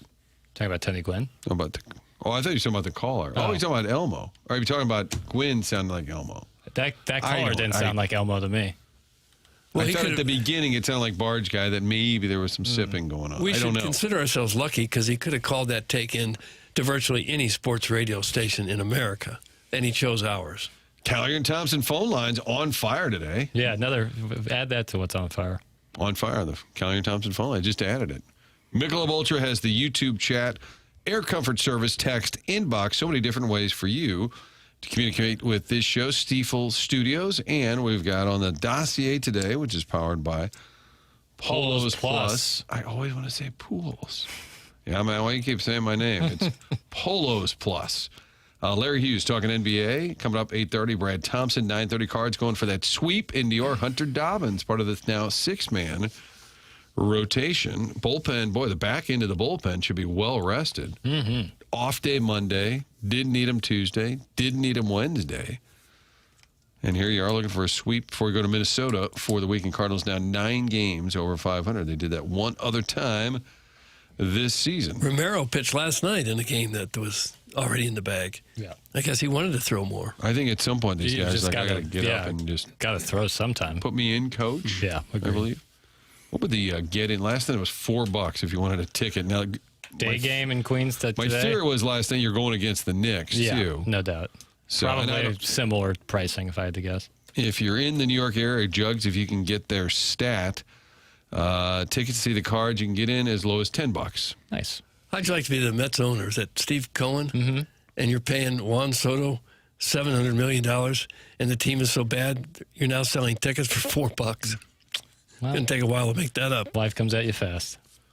So do the brakes. Not fast enough. Not fast enough. All right, it is time for a break here on The Morning After, brought to you by Brown & Crouppen on 101 ESPN. Walk in.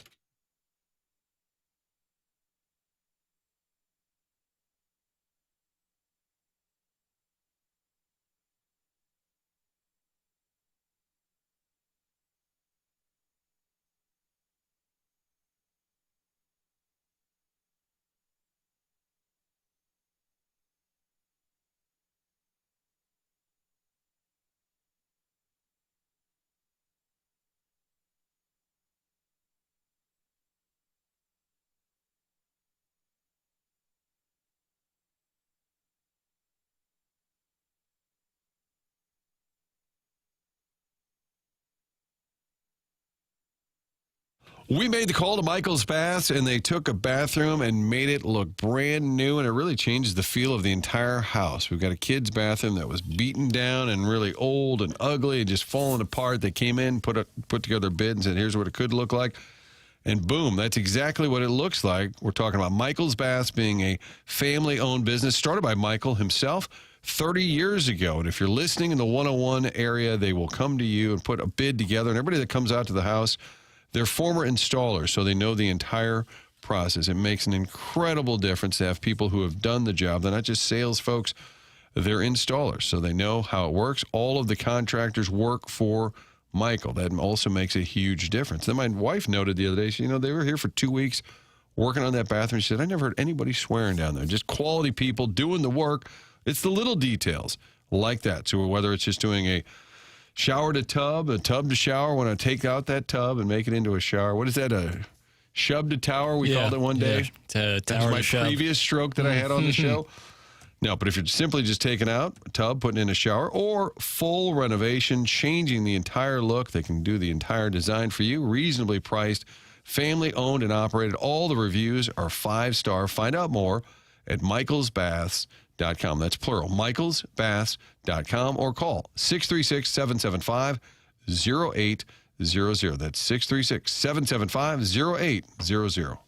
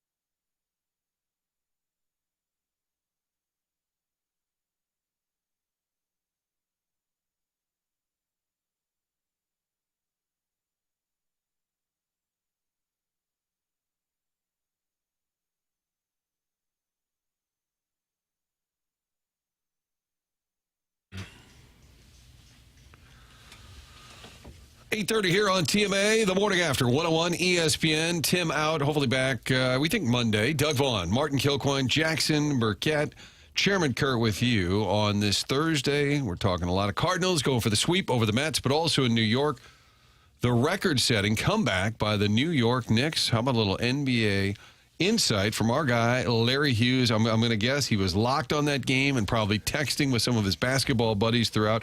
How about your level of shock and or surprise at what took place?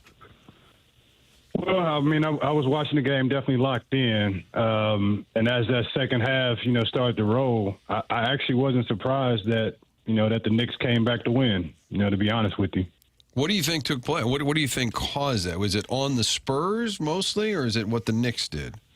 Yeah, I think it was on the Spurs. Their strategy, as far as their player strategy, also their coaching strategy.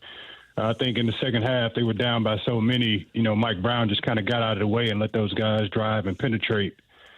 And that was really the only coaching that he did. And Spurs didn't make any adjustments. Right? They didn't give any strategy on the offensive end, and I think that's what hurt him the most. What did you think about that play with about 10 seconds to go and De'Aaron Fox decides to take a contested layup for the Spurs instead of backing off there? Well, I think he's been struggling, and it was very obvious, in a game 4 where you need your veteran players to, really step up and take control of, of the game, of the younger players. And he made a bunch of mistakes, and that was really the ending of if they were going to win or lose. When you take that shot, you either got to make it or really you don't shoot that shot. Is it just human nature, too, when you're up 29, that you kind of mentally think, oh, my God, we got there. I mean, do you think that seeps into their brains a little bit? Man, it's the finals, game 4. You're down 2-1. So you have to have just ultimate focus, through 48 minutes because you obviously know the game's never over and all these games have been close. So you should expect for the Knicks to make a run. I think it's just poor, management on the Spurs side, definitely on the offensive side of the ball. Do you think the series is over at this point? Do you give the Spurs any chance of coming back now? No, I don't see them coming back. I mean, you lose, game 2 in an emotional loss.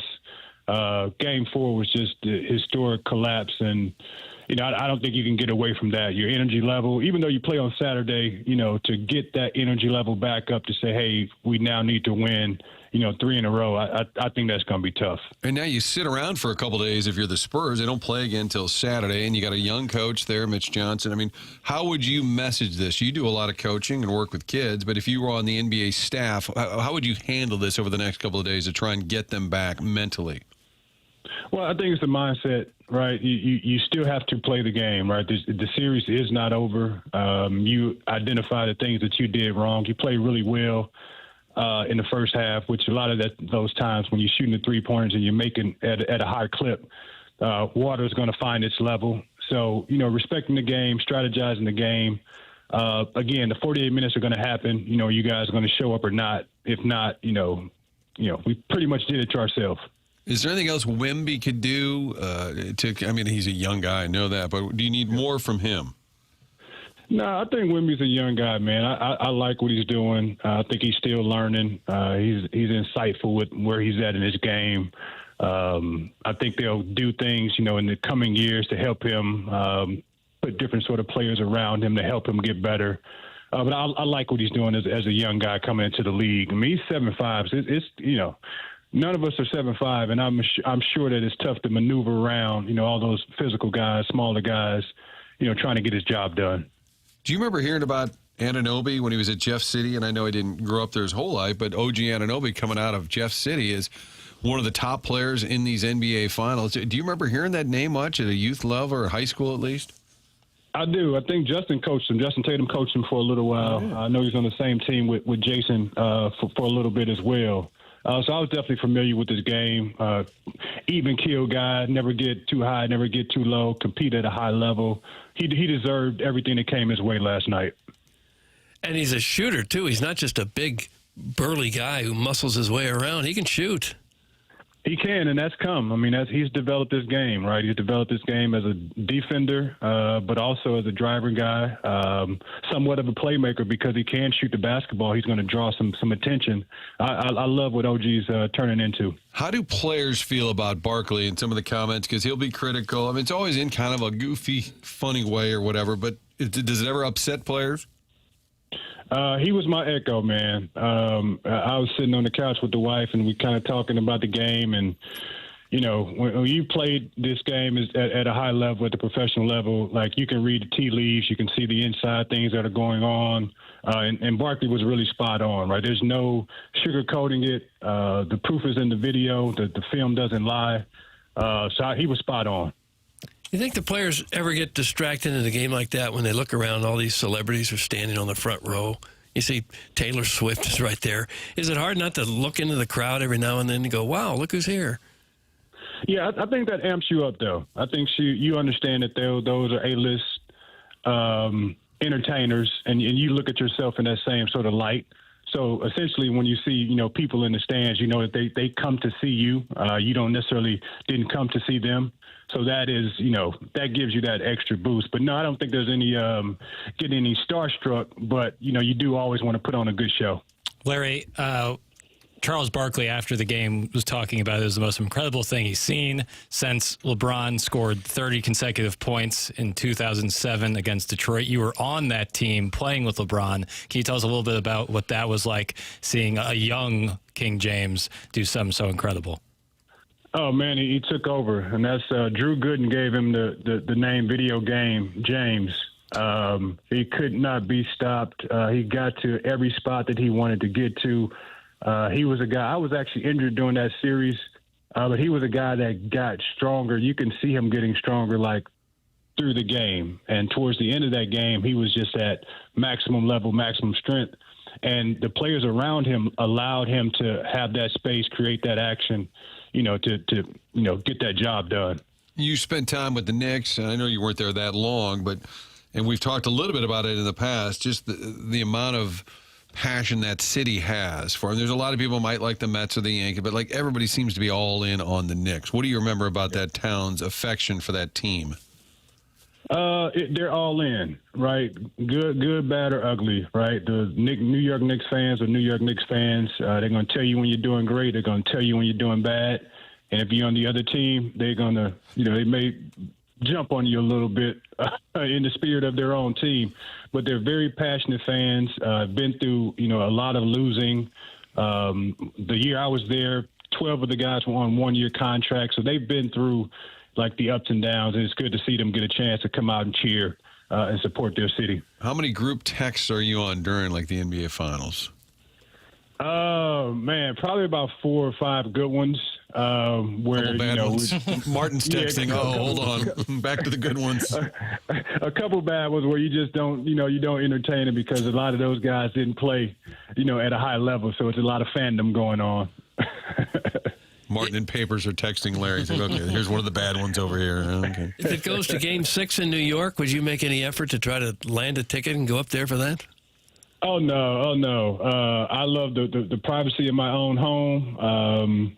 I love the environment that I can create, and I'm not paying X amount of dollars to go see a basketball game. Boy, I bet it'll get to $50,000 for a ticket if it's Game 6. And I know they want to close it out. You don't want any series to linger, but man, I guarantee the Knicks fans are thinking, well, if we lose Saturday, it's not the end of the world. You know that the fan base would love to do it at home. Now, it would be great, and I think that's why they kind of hung around, you know, last night, because of the expectation you're going, you know, up 3-1, that you're probably not going to come and play another game at home. So I think that was kind of the mindset last night. But it would be great, I think, for the fans. I don't think the Knicks, the players, would really enjoy that as much because you want to close it out as fast as you can because you never know what can happen. But yeah, that would be that would be crazy to have, you know, Game 6 and close it out in the Garden. What do you remember about Brunson at the beginning of his career? Did you see this happening to him, that he would be at this level? Well, I'm a basketball guy, so as far as his skill level and what he brings to the table, right, you can never predict, you know, once you make it to the NBA, because again, it's about the team that's put around you, the strategy of the organization. But Jalen's won at every level. Has been an even keel guy at every level. Has been acting as a professional at every level. So I think it's just lining up for what he was destined to do. Hey, before we let you roll, your Billikens are now going to play Mizzou 3 straight years. I think you missed it by a year when you left, Lou. Then they started playing that series again. How much fun is it to see these two schools playing again?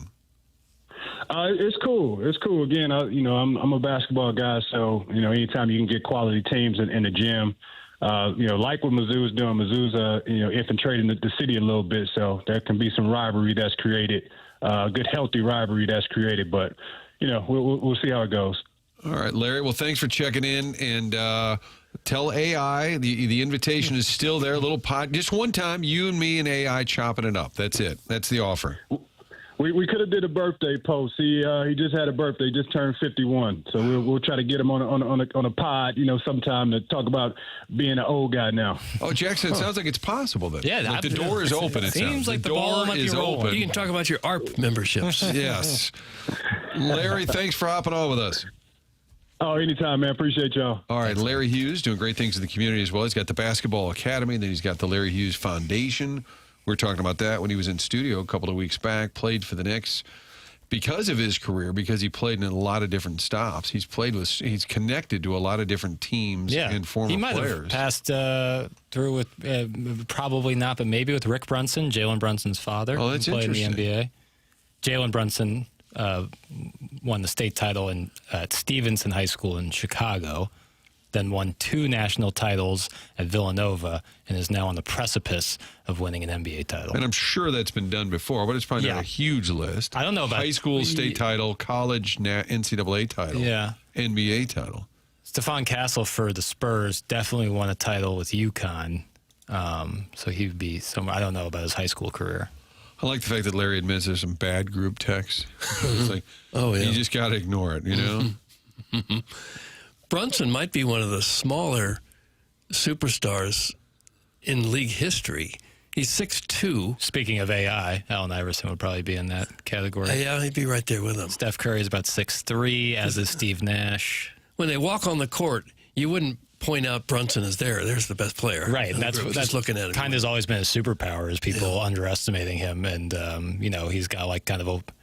He's not like a skinny guy, he's kind of got, but when you watch him play, like when he's got like a breakaway layup and there's 2 monster tall guys coming behind him, the way he's able to stop, start, go, finish with seeming ease is Jalen Brunson's game is so fun to watch. And if you're like a kid who's a freshman or sophomore in high school and you might end up being a little undersized, you should absolutely watch as much Jalen Brunson tape as you can, because the way he's able to score and play at his size is unbelievable. Guys, Magic Johnson did all 3. I didn't know that he won a state title. Obviously won an NCAA, won a bunch with the Lakers. Bill Walton probably done as well. I would think probably a lot of people do it. If you're good enough to be a superstar in the NBA, chances are you led your high school. But it was really impressive they did it with Brunson at Stevenson, which is certainly in the realm of Chicago high schools, not like Simeon is, or some other like Whitney Young High School in Chicago. Those are like the powerhouses.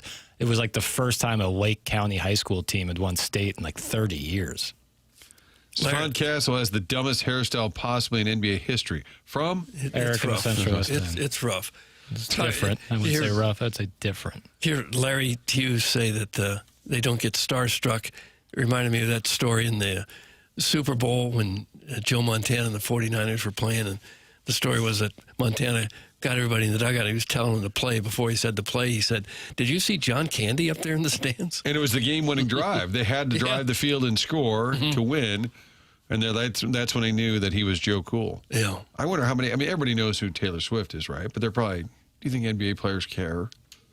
No, I mean, if you're a Knicks player, you've seen the biggest stars in the world come to the game. It's not. And a lot of these guys are like on the Spurs, like 22, 23. Do they know who Seinfeld and Larry David are? Yeah, well, I don't know. Maybe not. You know what I mean? Maybe not Larry David. Yeah. I think everybody knows how who can Seinfeld. San Antonio counter that? Huh? Think about it. On Saturday. Now, they had the Admiral at a game earlier this year, right? Yeah. Looks like he's still playing. I wonder I'd like to know what the net worth of the combined people in Madison Square Garden was last night. I mean, insane. Just billionaires all over Well, when the like place. Michael Bloomberg's there, you're already now, what, $100 billion? Yeah. I think Seinfeld and Larry David might be billionaires. Yeah, right. Dolan, no And yet, doubt. and yet well, you always Taylor have to Swift. see, they all wear a black T-shirt. Yeah. Doesn't matter how rich you are. If you're a celeb, you wear a black T-shirt. Jordan Clarkson from San Antonio. Is that right? From San Antonio? He's listed among most famous San Antonio people. Okay. Mizzou made. He didn't get to play much last night. He played a lot in the first half. He played 5 minutes total. He played enough in the 2 first points. half. Shaq. I think he lived there. He moved around a lot, didn't he? Yeah, I think he claims Newark, New Jersey as He his hometown. Went to high school, maybe. His dad was in the military, so But I think he he went would to bounce high around everywhere. He claims he's like it says I'm a Newark, New Jersey native. But he probably can't sit courtside either since he's part of the broadcast. Not unlikely, yeah. I'm trying to put together a San Antonio celeb panel. Well, Doug, while Martin does that, I know this isn't 100% accurate, but a little ballpark figure: the celebrities and executives sitting courtside at Game 4 were probably worth around $15 billion combined. Yeah. And we So theorize they don't worry too much about the ticket prices. They give him I saw Ben Stiller on the pregame show said he does not have season tickets. He said he gets them, and I think he said they give them to me. Did you see that? The clip on I did not. Who would give it inside to the him? NBA? I guess studios or whatnot, the Knicks. I don't know. He is a diehard, though. I'll give him credit. You know, ticket prices are a little high when a longtime NBA player like Larry Hughes says it. They're a little too expensive for me to go. Right. I think Ben Stiller's shooting a documentary on his phone from his seats courtside, too. Really? That's sweet. About the Knicks season. I saw you post like a black and white video of what was going on last night. The Hand of OG. It's cool. Jefferson City High School native making He big moved waves. there. His dad moved there. Yeah, when he's they from were- London.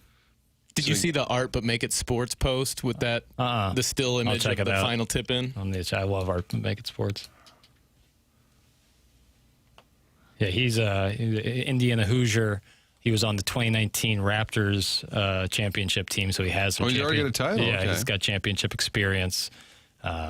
He's a real ball player. And he's kind of a unique guy if you listen to his interviews. A little awkward socially, but he's kind of funny in that way. It almost feels like a shtick, but it's not. He's a fun guy to watch. Doug Cito Gaston's from San Antonio. Is he really? Clarence Cito Gaston. Blue Jays manager. Mm-hmm. Good player. Won himself a couple of World Series, right? Yeah. Yeah. Maybe Cito will be courtside. Take that, Taylor Swift. We got Cito Gaston. There we go. And Shaq in the building. Randy Choate. There we go. How about that? Randy Choate, former Cardinal. Reliever, lefty.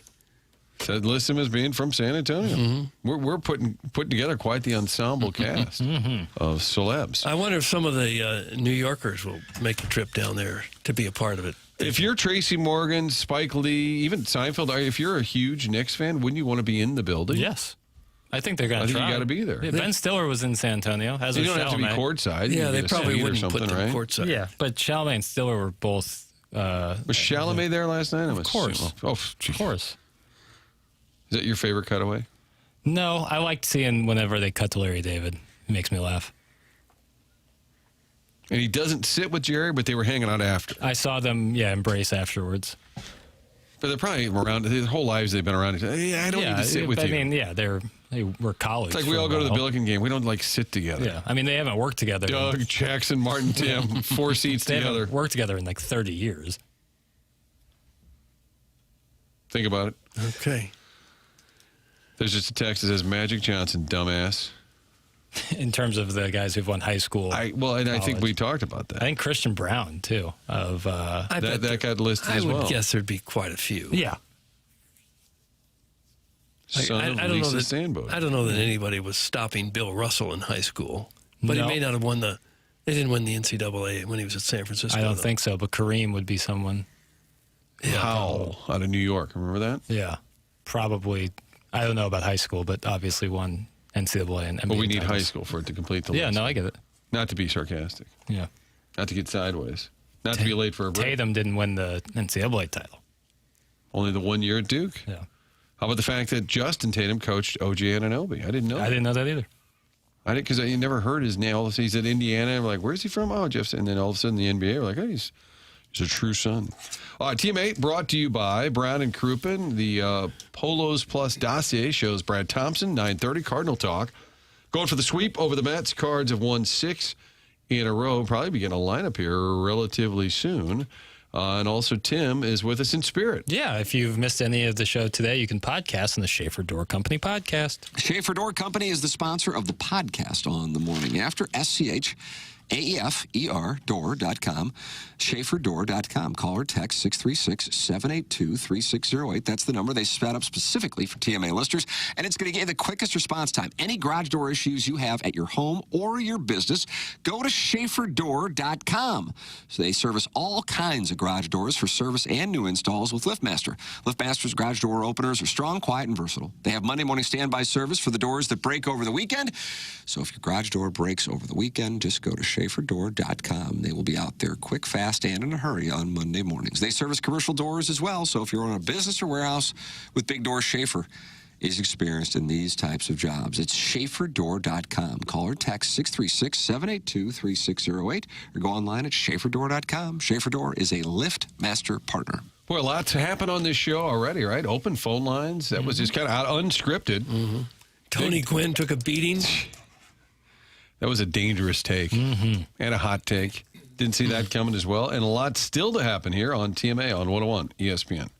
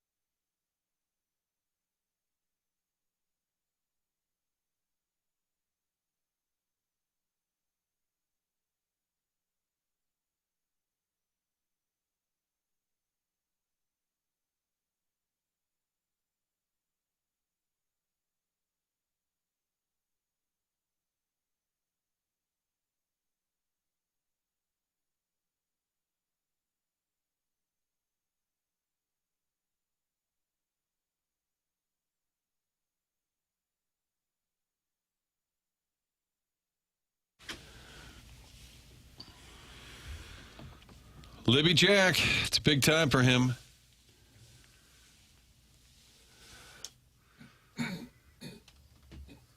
Those names have kind of cooled off on the text line. Jackson Ocasio Burkett. Well, and I'm sure they'll heat up now. I didn't mean to accidentally activate those people, Papers, of course. A lot of Knicks talk. Got NHL, Doug. Game 5 tonight, Carolina. Yeah. How about the Celeb Watch in Raleigh-Durham tonight? There's not really a comparison to the first row. No. Imagine everyone's in suites who are the high rollers. What happened to Marlins, man? Maybe he'll be there. Carolina in the Vegas Golden Knights. That's game 5. I think, and I'm going to look to my room, we'll have that on here, wouldn't we? Yeah, we've got it. Pre-game. Yes. Pre-game at 6:30.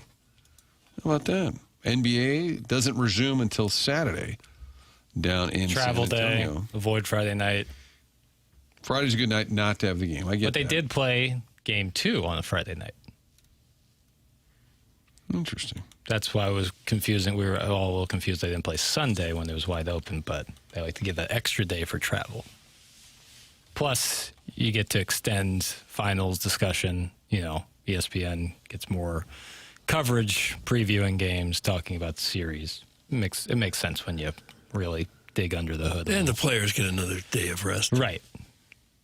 I imagine after playing, 81 or 2 games, and then the playoffs, I imagine they're exhausted at this point. For sure. And especially, you look at the Knicks, the minutes that the Stars play, it's crazy. They Brunson, Mikal Bridges, Josh Hart, Anunoby, they play. But you're also just laying around thinking about this, too. Every action, right? Just sitting there thinking, oh, God. But it didn't happen. Meantime, Cards in Queens going for that sweep. It's day game. Hunter Dobbins is getting the start. They go to a 6-man rotation. Cards win a 9-2 last night. Homers from Walker, Burleson, and our guy Velasquez. Very, just kind of an easy win, right? Never in doubt. They joked earlier this season that they wanted more of the games where Ollie would tell the guys, can we have some that aren't nail biters or stressful? This was stress-free. And we got Chaim Bloom. What's Chaim Bloom talking about, Papers? Talking about some like the Victor Scott, send down Victor Scott. This is courtesy of KMOV. Never heard of it. How do you balance a runway and youth movement and seeing results at the top level? Well, I'll say this. There's always going to be competition in the game. And so when you come to a player like Vic, you look at this decision. Nathan Church comes off the IL. Obviously, Newt Barr's back. And so there are decisions to make. So it's not that we've lost our runway with Vic or run out of runway for him. We don't feel that way at all. It's just there is going to be some natural competition when you have a lot of talent and young talent at a position. And Churchy is deserving of that right now. And it gives Vic a chance to go iron some things out. And he's still a very big part of our plans. It's just that there's only so much opportunity at any given time at the big league level. What we're really intent on doing is making sure that we don't lose patience and just start going for a quick fix. In this case, we feel it's going to serve Vic well in the long term, as difficult as it was to do. And that also we have players who are a big part of this core that are going to get the opportunity in the meantime. Okay. I think the move to send him down made just too much sense because you couldn't send Torres out. You didn't need to send Velasquez out.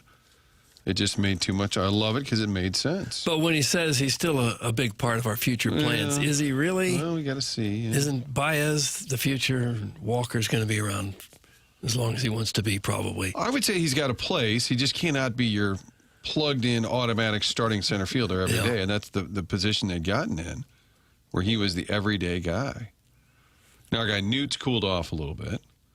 Maybe he gets a little break today. Yeah. Even though he just got back after missing. And Velasquez can't be ignored. This guy hits the ball hard on a very consistent basis.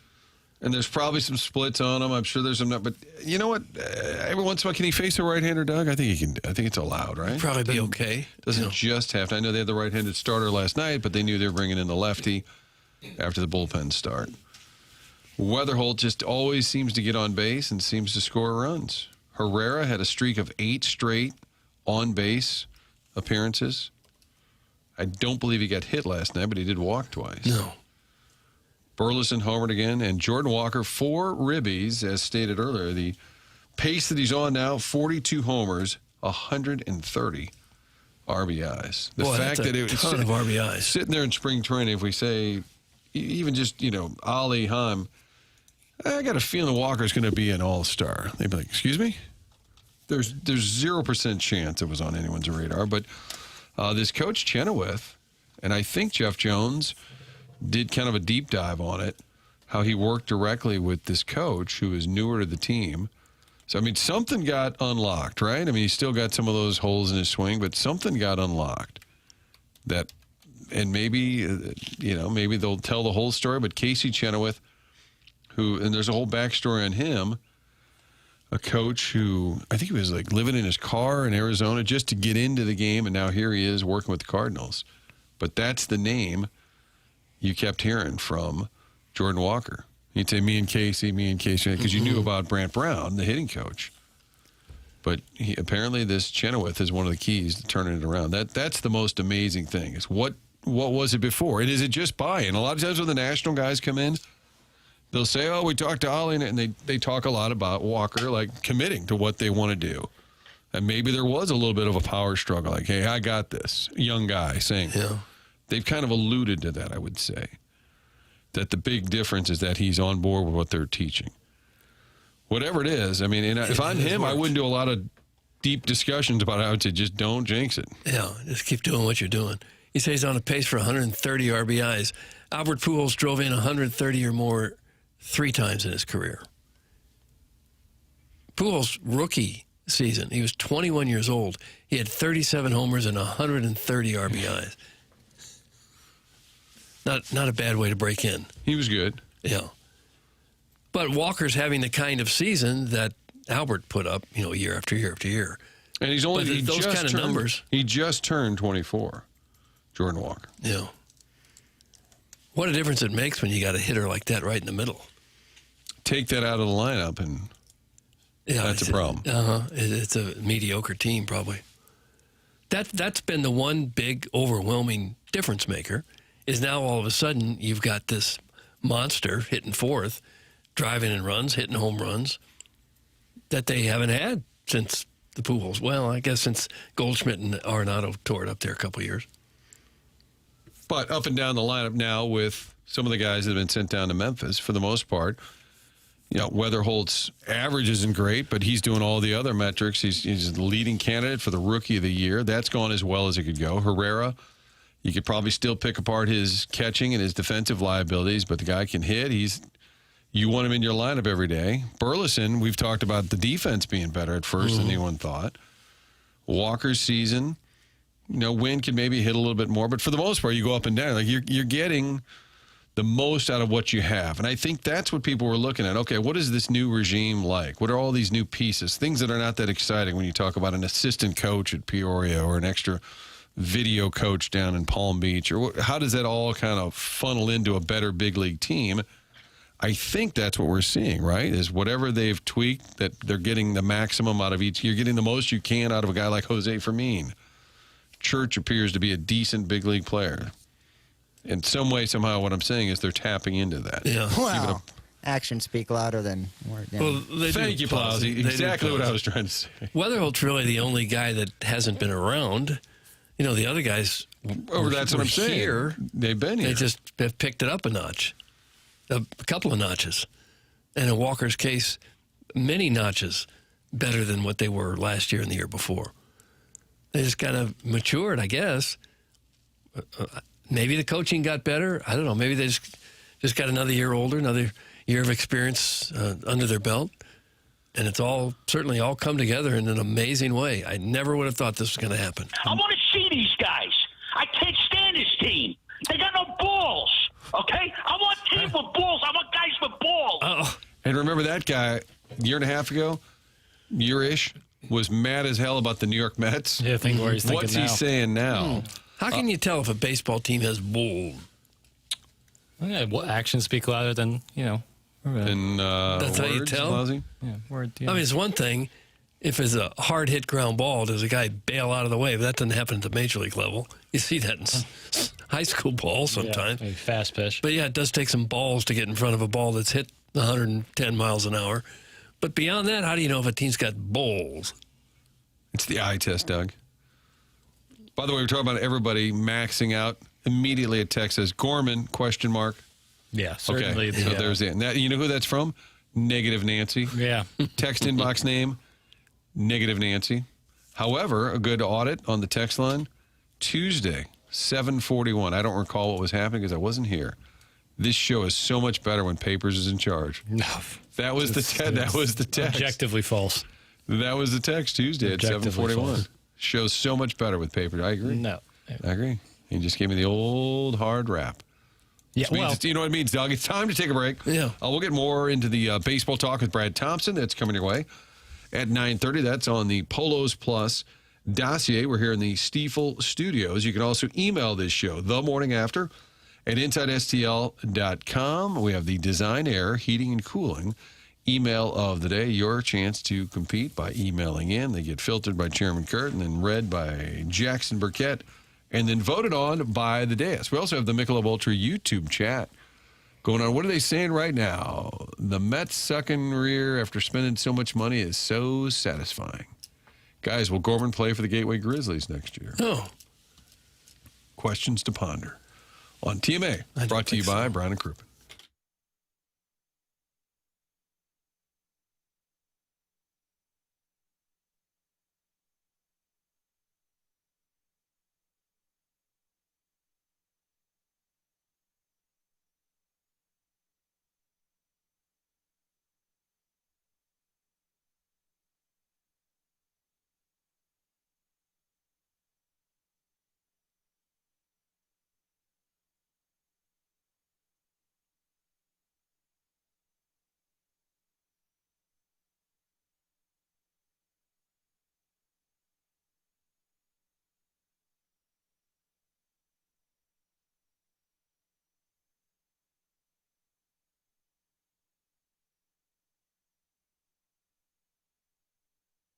In the market for a new vehicle, shop online at AutoLoanPro.com. They're part of the Lita family, and what they do at AutoLoanPro.com, get you into that car no matter what your credit history. And while you're doing that online shopping, you also have the free playbook right there on the site. Download that and learn a little bit more about how it all works. So you're going to get a new car, going to improve your credit. Financing can get a little complicated. Only thing you need to know is to choose the Pro, AutoLoanPro.com. Little to no money down. That's one of their guarantees. And best rates possible. They're able to do that by working with over 50 different lenders. That's why they started this entire company up, because they can help out folks like you getting that vehicle, working with so many different lenders, and improving your credit along the way. What a great concept. Shop online, check out the vehicles there, and learn more at AutoLoanPro.com.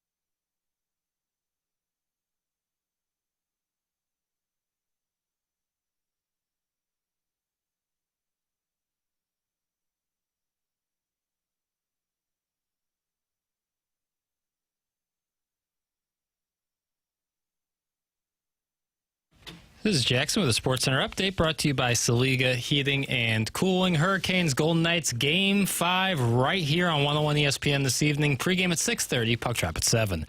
That was another SportsCenter update brought to you by Saliga Heating and Cooling, a Daikin heating and air conditioning dealer.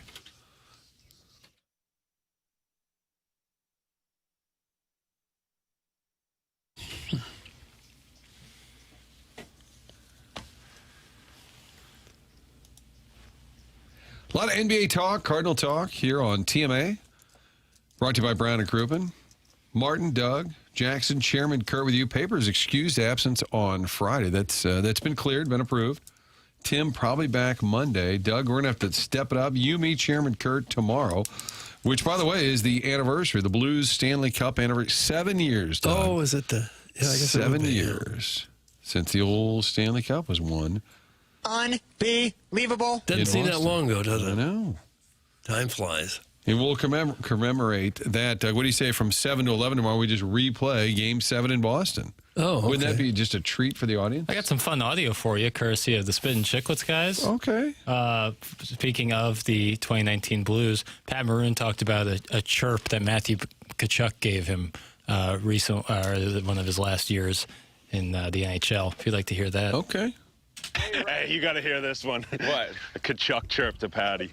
What'd he say? What'd he say? He goes, it was the TV timeout. Just leaned over and goes, hey, Patty, whenever we move back to St. Louis, you need a job. Be my pool guy. Matthew Tkachuk. You're my pool guy. Because Matthew's making more money. Okay. Did you staring me down? No, no. You give me a stare down. Thoughts? I'm crowdsourcing. I thought there was going to be a little more there, but that's okay. That's okay. Sure. It's always your own guys. Yeah, I'm crowdsourcing when I asked, did 101 have the Blues radio games in 2019? No, it was the last year, I believe, on the Mighty Monarchs. I believe. Because I thought that would be interesting to go back and just play the game again on the radio. You can do that. Game 7 in Boston. Yeah. We couldn't if it was a KMOX game. Right. But since we can't, we just won't think about it anymore. We'll talk about a dynamic last 2 minutes of the program here. You want to be my pool boy, Jackson? I've done a lot of pool cleaning in my life. Have you really? Well, sure. Ledoux, sure. Everybody had them. Mm-hmm. Pool cleaning, but then you get to the equipment. Can you fix things? That's the difference. No, I can't fix the pump. The pump. I was mostly on pest control, vermin duty, fishing those things out. Did you actually work for a pool company? No. I'll peel the curtain back. Said it before, but we had a small pool in our backyard. Oh, this guy. It came with the house. It was part of the house. Ranch style, real blue collar home. Oh yeah, blue collar. No basement. But it did have a small pool in the backyard. So you would maintain it for the fam? Yeah. Well, my dad did a lot of that work. But what kind of vermin got up in there? You name it. It probably. Shrew? Yeah, squirrels. Badger? A lot of squirrel. Never a badger, Wolverine. but a skunk. Once. That was zebra. Gross. A live bird. Plenty of birds, but one of them that was still alive. That was why in the basket. A bird get out? I think it had become waterlogged or something. I don't know. Eventually, we got it out. Did it get in the little basket? Oh yeah, a lot of frogs. Never put your hand in there. A lot of never mice, Newts, yeah. Assorted lizards. Snakes? Yeah, never a snake. Oh, good. Never a snake. But, yeah, all sorts of... You're a real man's man. I guess. I did it with I would put on the goggles that fully cover your eyes and nose so you didn't have to smell the situation going down there. That's a ladyboy move there. Whatever. To get into the water, or you mean outside the water? No, when I would throw away the squirrel. Yeah. Would you have a clothespin on your nose? Anything. It stunk. It would be terrible smelling. It's a dead animal. And all that happened at night, no doubt. Yeah. I think if we knew what kind of critters were actually moving around at night, we might be surprised by that. Sure. Yeah. How about some World Cup talk? Most watched sporting event begins tonight. You bums are more concerned with who's courtside at MSG. Yeah. It's fun that we're going to have intense soccer matches going on for a month straight, just every day. And what's really nice, I think, is so often the World Cup is in just to name the last few, Russia in 2018, Qatar in 2022. The time zone thing was really unfortunate, but now it's but like the corruption was ripe for those countries to get it. No doubt. But luckily, FIFA's cleaned all that up. Yeah, sure, for sure. But like now it's like noon, 2, 5, 8, like the latest 9 p.m. game. Like that's pretty awesome. City's having a big old watch party down there at Energizer Park on Friday night. Hell yeah. Might be a fun Friday night thing to do. Yeah, it would be. In that Hughes Plaza. Oh, there it is, Doug. World Cup talk. See, all they do is they text in. You know what? Oh, what do you got? What do you got, pal? I got some. You got Papers is digging into a pile of papers, fittingly enough. Can't find U.S. it, but I will be on the 19th of June. I'll be at the AB Beer Garden hanging out before the Mexico game, noon to 2 on Friday, June the 19th at the AB Beer Garden. So people can come out, hang out, and then watch the game. Over-under on most of these games, not all, but most, 2.5 goals for the over-under. Yeah, usually around there. June 19th. Correct, sir. A week from Friday. A week from Friday. With BK and Ferrario? No. Noon to 2. I'll just be out there hanging out. Oh, I'm not going to be broadcasting. No, I won't be doing any broadcasting. Just kind of showing yourself off. Look at you. Yeah, the AB Beer Garden. Wow. It's going to be fun. Come check it out. Okay, Yeah. Come swing by. June 19th. Enjoy some delicious Michelob Ultra. And so it's part of the Mick Ultra vehicle. We can talk about the beautiful game. How about that? Yeah. Mexico, South Africa today. I'll probably watch a little of that. Brian Henson says, if you talk soccer, I'm going to off myself. Can't please everybody, Doug. No, clearly not. He's going to end his life if he hears people talking about soccer. That's what he said. It's a fun thing every 4 years. If you're not a diehard, can the U.S. make a little run? A little extra pressure on the squad on home turf. Probably one of the more talented U.S. men's national teams in the last couple of years, but it doesn't have like the same panache as the Landon Donovan, Clint Dempsey kind of teams, or like with Tim Howard in goal. But it's a good team. It's just the level of skill at we're talking Spain, Brazil, France, England. It's just otherworldly. It's all the same characters, and typically that's who wins. Argentina. Almost always, it's one of those chalk type countries that wins. Although the European teams rarely win when the World Cup's in the Americas. I believe. Don't say Americas. Germany did in 2014 in Brazil, but before that, it had been a very long time since a European team had won in the Americas. Papers, can we drink beers together? That's from Packer Dave. I would love to. Come on out Friday the 19th. Yes. That's the same day we're doing the food drive here. We've got a food drive next Friday. It's going to be a big Friday. Big Friday next Friday. And then a Papers party. Yeah, a little down paper at the party. brewery. Yeah. Papers party. Are you signing? Sure, of course. Sign, take pics, hang out, just talk about anything. You would agree to sign, as busy as you are. I've never signed an autograph in my life. I have never. That ends next Friday. I've never signed something. I've signed something where it's like, can we have everyone on the show sign this for somebody? And I've done that, but no one's ever come up to me like, can I have your autograph? Never happened once. I've taken pictures, but I've never signed an autograph. Of no surprise to anybody. The team captains from St. Louis. Nice show prep. Tim Ream. Lake St. Louis I Island boy. saw the clip of them eating at LeGrand's and the U.S. men's national team He's the grizzled vet of the group. Yeah, the oldest player by a considerable margin. 38. Yeah. Good for him. A lot of SLU lineage there. Brad Davis played the World Cup. Mike Sorber played the World Cup. It's unbelievable. These St. Louis Doug. That's why we're the home of soccer. Remember I wish that? we got a game, but I guess we don't really have. Like they have Arrowhead. Size, yeah. Not big. The best option is the Dome. I don't blame them for not wanting to. I think the smallest facility I saw hosting a World Cup game was in Toronto. They said 40,000. The thing that's going to be hard for some, especially European teams, is the heat. It's going to be really hot this obviously it's in the middle of the summer all over Mexico, America, I expect Canada. Mexico could get a little bit warm. Yeah. It gets warm here. And some of the games they play in at like altitude in the heat. Yeah. It's going to be tough for some teams. You saw the Norwegian team the other day literally spending like an hour of their training just shirtless lying down the field to acclimate to the heat and the sun. I imagine that game today in Mexico City it's at 2 o'clock. Brutal. 100 degrees. Yeah, it's going to be brutal. But, I mean, yeah, I'm sure. They just played in Qatar where it was like 4,000 degrees. But in Qatar, they played in the winter. because of that exact issue. Oh, it was hot still, but it would have been unplayable in the summer. It was going to be like 130. Right? Yeah, it would have been like 130 degrees. The decision made by FIFA. We're going to, what is it, Qatar or Qatar? Doesn't matter. They gave us a huge check. We're going there. Sir, that won't work because it's 4,000 degrees. We'll figure it out. We'll do an unprecedented move and move it to the winter, which they just gave us more money. So for sure we're going there. Yeah.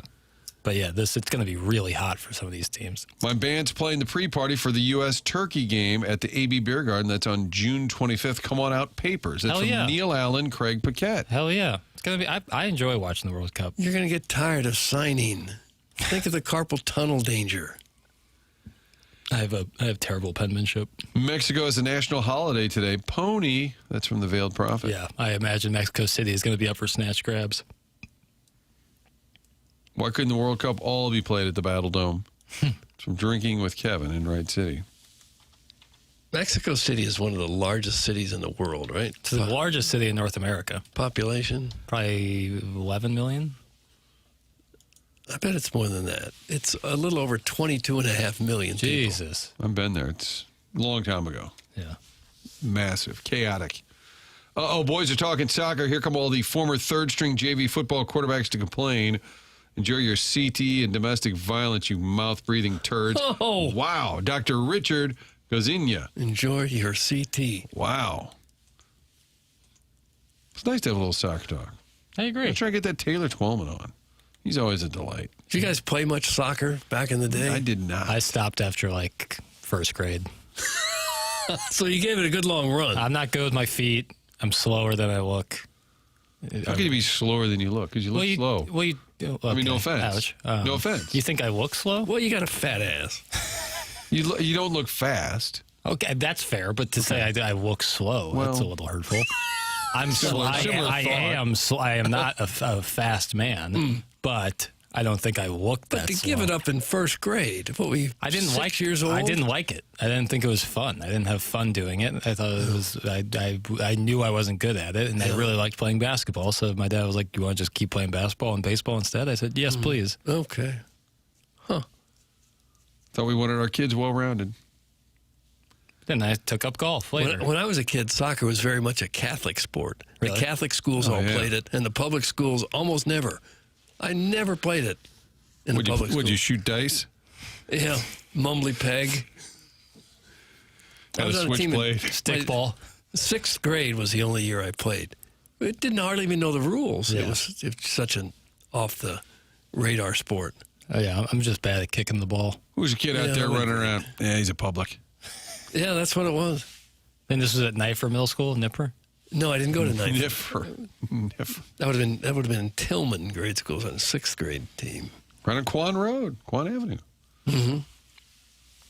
My wife used to live in Quan, right down from Tillman. That's a beautiful school. It really If you is. were making a movie and you needed an exterior of a school, Tillman would be perfect. A lot of those schools that were built like in the 40s and 50s, big, huge, gorgeous. The architecture really had some money to spend on schools. Some of the city high schools are just gorgeous buildings. Yeah, and they've converted some of those to like loft apartments. Yeah, a lot of if them. they get shut down, and those are often very cool.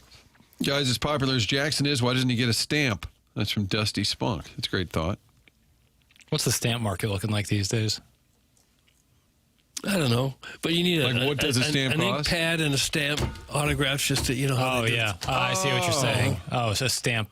I was thinking of a postal. I thought like a postal stamp. Yeah, like with me on it, like looking. Mean mugging. No, I think just to save your hands. Like the from writing so 250th anniversary of America, and it's me in front of a flag, saluting, crisp salute at attention. I totally misread that as well. Doug's right. It's like, hey, what's up? Yeah, here you go. Yeah. Yep. Good to see you. Yeah, you love the show. Got it. Yeah, I know. I'm good. Yeah, Jeremy okay. Rutherford was telling us a story that he wrote to the office of Seinfeld because his grandma was such a big fan of the show and just told him how much he loved it. And they sent back a picture of all four members of the cast, the main cast, all signed. He thought that they stamped the signatures. But either way, I said, that's pretty cool. Because he still has it in its framed. Response. I thought that was pretty cool. So very, very 90s also. To like send in like a... Really strange, too, since he didn't even have a grandma. He just did it so he can get a free autograph. Yeah. All right, we got Brad Thompson on deck talking Cardinal baseball right here on 101 ESPN.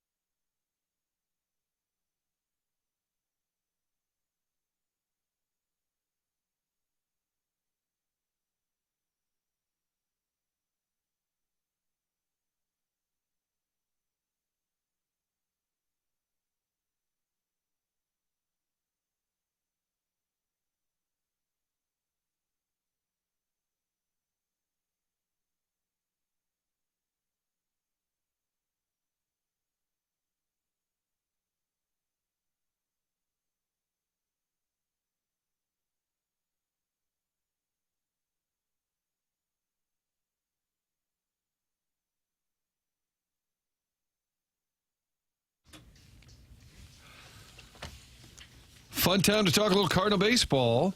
6 in a row, 9 games over 500. I remember Brad Thompson in February said, guys, I think we're going to be a playoff team, and Jordan Walker is going to be an all-star. And Doug, do you remember that conversation with Brad? Sure. I think he predicted Walker would be the MVP of the league. I think he threw that out there. Brad Thompson with us from Cardinals.tv. Brad, how are you? I am doing great, guys. And what I appreciate about your show is the fact that you keep receipts. You guys knew that I said all of those things. And look, did you laugh at the time? Certainly. To my face, yes, absolutely. But here we are with all those things that I predicted. This is fun. This is way more fun than many people expected. These guys are playing great, man. How are you guys doing today? We're good. I think the question is, can they sustain it? And I said, looking around the National League, if you had to tell me they need to be at least the 6th best team in the National League to get a shot at being in there, you could sell me on that at this point. And part of it is what the other teams are doing at this point. Do you think they can sustain the level they've been playing at? Yeah, it's interesting, right? Because you look at what the pitching has done in the last month plus. They've dropped their ERA by over a run, which is incredible. And I do believe, like, the way that they're going about it right now from a pitching standpoint seems very sustainable. It's not like they're just punching out the world, although you're seeing swing and miss go up, which we all know is important. Defensively, this group is sound. I don't see that changing throughout the season at all. Like, the big question for me with sustainability of this ball club is, can they keep scoring runs? And the answer to that is going to be the bottom of the order. I believe 1 through 4 is going to produce, just like they've produced all year. Whatever that combination is of Weatherholt, Herrera, Burley, and Walker have been getting it done. Now you add Newt back to the mix. Church is back. Crooks is in the conversation a little bit. Can that 5 through 9, can that sustain you? If so, I believe you'll keep scoring runs. You know, we'll see what it looks like at the end of it. We also know, I mean, we won't get ahead of ourselves, but the trade deadline is going to change some things for this ball club too, right? So, but I do believe that the nucleus that they have is sustainable. You didn't mention Velasquez, who looks like a serious hitter out there in left field. What? Well, Doug, I wanted you to mention him, and then I was going to follow up. Go ahead. Okay. Yeah, I was just going to say how impressive he looks. I mean, he looks like a real threat when he comes to the plate. Oh, he is. Look, you've got more. That's why they wanted to have him. Like, you look at some of the most successful offenses, Doug, to your point, is they have, like, real threats off the bench or real threats that they can plug in. And a lot of the best teams are able to flip-flop quickly. Like, if you have some lefties coming in, then they unload their righties from the bench, and then vice versa. You're starting to see some of that for Ollie right now. He's starting to get a little bit of that flexibility where you can flip-flop late in the game. And Velasquez is a guy that we all know. We talked about him a lot in spring training as I was predicting the team would be exactly where they're at, and as I was predicting that Walker was going to have his MVP season that you guys brought up, which I appreciate.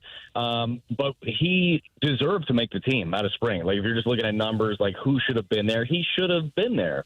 He didn't, right? They went another route, and he started the year, and I'm sure he was disappointed. The numbers didn't look good, but then he started picking up in the last month. And this is the guy we saw in spring. This is the guy that's up there, power potential at any time. So, again, just talking about the length of the lineup, Velasquez has been able to add to that. I like how the roster is it's sorted itself out. Like, in that opening day, I was thinking they took Fermin over Velasquez, and people were saying, no, this is all about Church because he needs to play, and if Velasquez is not going to play, what's the point? But now that you've seen Victor Scott, he struggled. Now he's down in Memphis, and Sajasi wasn't hitting a ton or playing a ton. Okay, he's down in Memphis. And Fermin's proven that he is a valuable piece. You can move all over. I just think the roster clarity has been good over the last few weeks. No, I'd agree with that. And there are certain guys that fit into roles. Like, I think you laid it out perfectly. Like a guy like Vic, right? Vic was struggling. He gets sent down. He's not a guy that, like, he struggles and then he goes to the bench. He's too young. Like, he's got to play. He's got to be able to figure it out. I feel the same way about Sajasi. I think that Sajasi was up. And, look, if you ask a player, he would much rather be in the big leagues playing sparingly than being in the minor leagues and playing every day. But he needs that development. He needs those at-bats. I mean, there were weeks we'd sit and talk to Ollie candidly, and I know he said it publicly, but he's like, man, I don't know where I'm going to get Sajasi in. Like, if he can't play on this day, then we need to get him every day at bats because they like the player a lot. So you're starting to see it. Like, opportunities are there at the big league level that guys took a hold of. There are still plenty of opportunities in the future for guys that maybe did get sent down to Memphis or are knocking on the door right there to continue to get better. But yeah, day in and day out, the idea of setting the lineup, playing the little lineup game is a whole lot easier. You know what this is supposed to look like every day, and it's starting to work. And I'm excited for the runway for Church.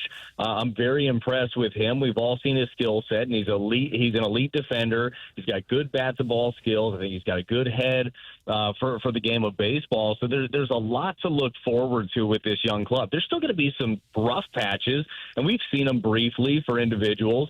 But the biggest key is how quickly can you snap back into it, because everybody's going to struggle. Your biggest stars, the all-stars, they're all going to go through it. The young players are certainly going to go through it. But how do you snap out of it? I think that's one aspect that this team has done a really good job of. They haven't let the highs get too high or the lows get too low. It's cliche, but the work every day is consistent for this group.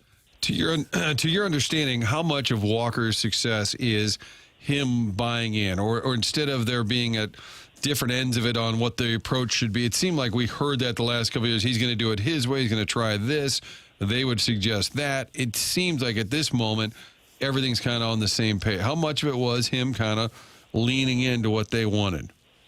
Yeah, I think that there's a certain degree of that for sure, but I feel like there's just different levels to his success. One is sometimes you have to fail at the highest level to actually make adjustments, because you think about this, you've been doing one thing your whole life, and it has brought you millions of dollars out of the draft. It got you to the big leagues. Why would you change something? Like it makes little sense. But then you run into some struggles. You realize what the opposition is doing, and then those struggles become a reality. It becomes the new norm, and then you realize there are some things that you have to tweak. So there are definitely some things that the Cardinals had been trying to implement over the last couple of years that there was a little pushback on, I think, from his camp, and he has talked about that, and that he's bought in. There's also other things where it's just the age of Jordan Walker. He's a young kid, and he's still trying to figure out himself and his swing and a routine. Like, I feel like that's one of the bigger things for him, is realizing and figuring out exactly how to spend your time wisely. Because the preparation before a game is incredibly important. The time that you spend, whether it's on video, your cage work, your workout, your eating, your habits, like, I think that that's one of the bigger keys for him too. He's kind of figured out exactly how to spend his time. So I'm so excited for him and the adjustments that he's been able to make. And it is a wholesale effort, right? It's one, going back to, again, his first year, people were upset. It's like, just leave the kid alone. He's doing fine. Yes, he was doing fine. He was hitting for average, but he was hitting a lot of ground balls on the left side. This is the hitter that they always envisioned him to turn into. The guy that gets the ball in the air, the guy that utilizes the whole field. I think one of the biggest mistakes, and when I say we in this one, I just mean in the sport, but one of the biggest mistakes I think we make with a lot of these athletes, especially first rounders, is we're scared to change them at the minor league level. We're scared to fix any flaws because nobody wants to be the guy that messes them up, right? Nobody wants to take that first-round pitcher and be like, man, you got a little mechanical flaw here. You got a little bit of a hole, but I don't want to mess that up because you're a first-rounder and you're well on your way. Like, I feel like we need to fix some of these flaws even earlier in players. So, but sometimes it takes those reps to get better, and sometimes it takes the failure to realize you have to make a change. But the fact that Walker is turned into this guy it's special to see happen finally click. But this is what they envisioned when they drafted him in the first round. So it's something that we've really seen come to fruition over a couple of years. Have you spent much time around Casey Chenoweth, the assistant hitting coach? Because early in the season, you would hear Walker in post-game, and he'd say, well, Casey and I, he kept saying it. You do a little deep dive. Rob Raines wrote a really in-depth piece during spring training about his story and how he was living in his car as a young guy in Phoenix just trying to become a hitting coach, and here he is now at the big league level. It seems like Walker has deferred to him a lot in terms of some of the credit. Well, and I think that Casey is, first of all, like, every aspect of this club has like a team to it, right? So there's going to be somebody that is the head. Brownie is going to be your main hitting coach, but he's got a team behind him. And Casey, a large part of that. And Casey spent time with these guys, spent time with Jordan Walker in the minor leagues. And you're going to have different people that you're more comfortable with or have different conversations with. And actually, this is one that I'm sure resonates with a lot of parents that are listening right now, because essentially that's what some of these coaches are, is de facto parents. You're just trying to teach your kids something, right? You can tell your kids something, and it could be the right thing, and he doesn't listen. And then somebody else tells your kid that same exact thing, and maybe words it a little bit differently, and then it resonates with them. And I kind of feel like that's the role of a coaching staff. And it seems like Casey resonates with Jordan along with other players. And it seems like they've built a real trust and a great relationship. And that's what you want, man. You want different guys on your staff to be able to help players in different ways. And Casey has definitely grown close to Jordan and others and has really helped out, as has Brant Brown, as has Brandon Allen. I mean, this whole group works collaboratively together. I think that's one of the biggest things, and you guys have seen this in organizations that maybe are not successful, is you have all these people working in silos, right? Everybody's got their own thing and trying to put their name on, try to put my name on Jordan Walker or my name on so-and-so. No, it's a group effort. They all work together. But the relationship that Casey has been able to build with Jordan, I think, is a very tangible one. Did we hear you traded in New York City for Omaha? Is that right? That was your deal, your swap that you put together? Yeah, look, when you've been around as long as I have, you can put in requests like, "Hey, I don't want to go to New York City. Send me to Omaha," and that's what we're doing. That's called the reverse Edmonds, Doug. It's better parking. It's easier to park in Omaha. Yeah, way easier to park, way cheaper, and good call on the reverse Edmonds or the reverse McCarver. That's exactly what we're doing on one of these ones. Yeah, next time we go to Miami, I'll probably go to Branson or something like that. So, but yeah, we're going out there coinciding with the College World Series, which I've never had a chance to go to. As a kid, like many growing up, I always wish that I could play in that. Turns out Dixie State College of Utah, we weren't eligible to go to that World Series. We did go to the JUCO World Series. But we're playing. My kid's playing a 12U tournament, so we're pumped up to head to Omaha. So sometimes you got to cash in some big league baseball for some youth baseball, and I promise you, I'm probably going to have as much fun, probably more. Do you coach, or are you just dad? Yeah, no, there's no way I could just dad. I can just dad at every other sport, but we got a great coaching staff, and when I'm around, they let me jump in, so I love it. In the dugout, I deal with all the pitchers. Everything else I kind of I let the rest of the staff take care of. I just try to keep the pitching in line. So we're going to get tested this weekend, but we're looking forward to it. You yell and scream a lot, try to keep kids on the other team, intimidated. I attempt. It's the things that go through my head, and then the things that come out of my mouth are drastically different at this level. But no, I try not to yell and scream. Although my son's in the back and he's shaking his head, so maybe not all the time. You do yell. It's hard, boy. It's hard to coach your kid too, and for most of us, it was hard. Maybe it's not for you. Going back to what I said earlier, sometimes you just got to feed information through other conduits, right? Sometimes I got to give information to another coach to ultimately land at the foot of my son. Right. I know how that works. Brad Thompson from the Cardinals Network on dad duty, headed to Omaha. Cardinals will head to Minnesota after closing out the series with the Mets today. Brad, have a safe trip, and we'll talk to you soon. I appreciate it, fellas. You guys have a great weekend. All right, then. You too. Enjoy Omaha. I've never been to Omaha. I've never been to the state of Nebraska. Omaha's a lot nicer town than you think it's going to be. It is a pleasant city. I felt that way the first time I went to Cleveland, the first time I went to Pittsburgh. You hear all these terrible things, all these Rust Belt jokes, and you get there, like, it's plenty nice. And you can go and see the home of the Oracle of Omaha. Okay. Who lives right there. Buffett? Yeah. And he's got a regular home just a real simple house. Well, it's a nice house, but it's just in a regular old neighborhood. You can drive right by and see it. People drive by his house all day? Probably. Set up a lemonade stand right across the street just in hopes maybe flips you something? The day that I did it, there was a couple other gawkers driving by slowly, pointing. Marlon Perkins. That was the Mutual of Omaha. Mutual of Omaha Football's Wild Kingdom. Wild Kingdom. Kevin Kugler, announcer from Omaha. Bob Gibson from Omaha. Bob Gibson. He'd probably be right near the top. Yeah. Mount Rushmore of Omahans. We'll take your Omaha thoughts, your Omaha calls. Also, Design Air email today coming up on this show here. It's TMA.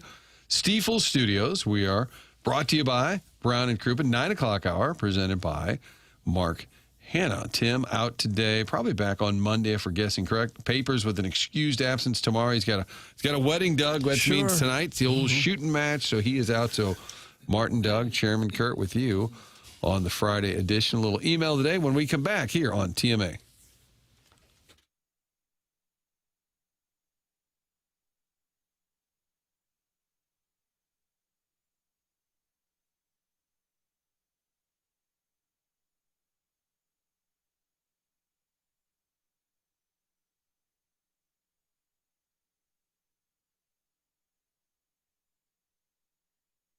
Talking with our friends at Mentality. Mentality, a long time TMA sponsor. And if you're tired of being tired, Mentality can help you out. It's Mentality online at lowtusa.com.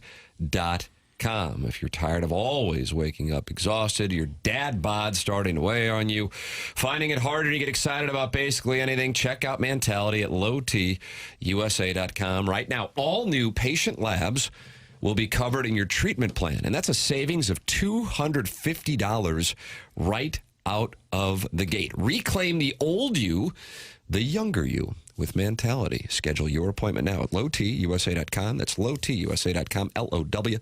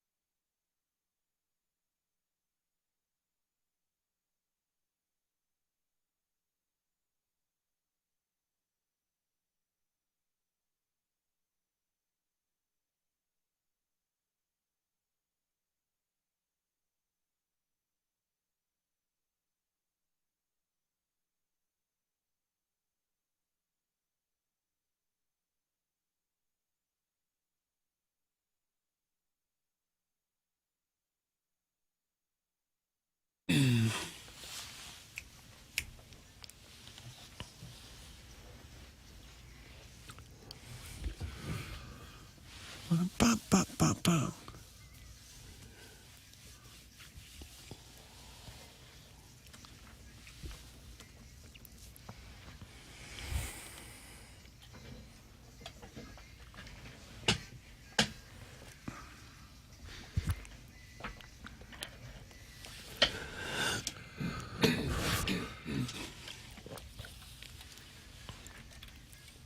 Oh, jazz flute.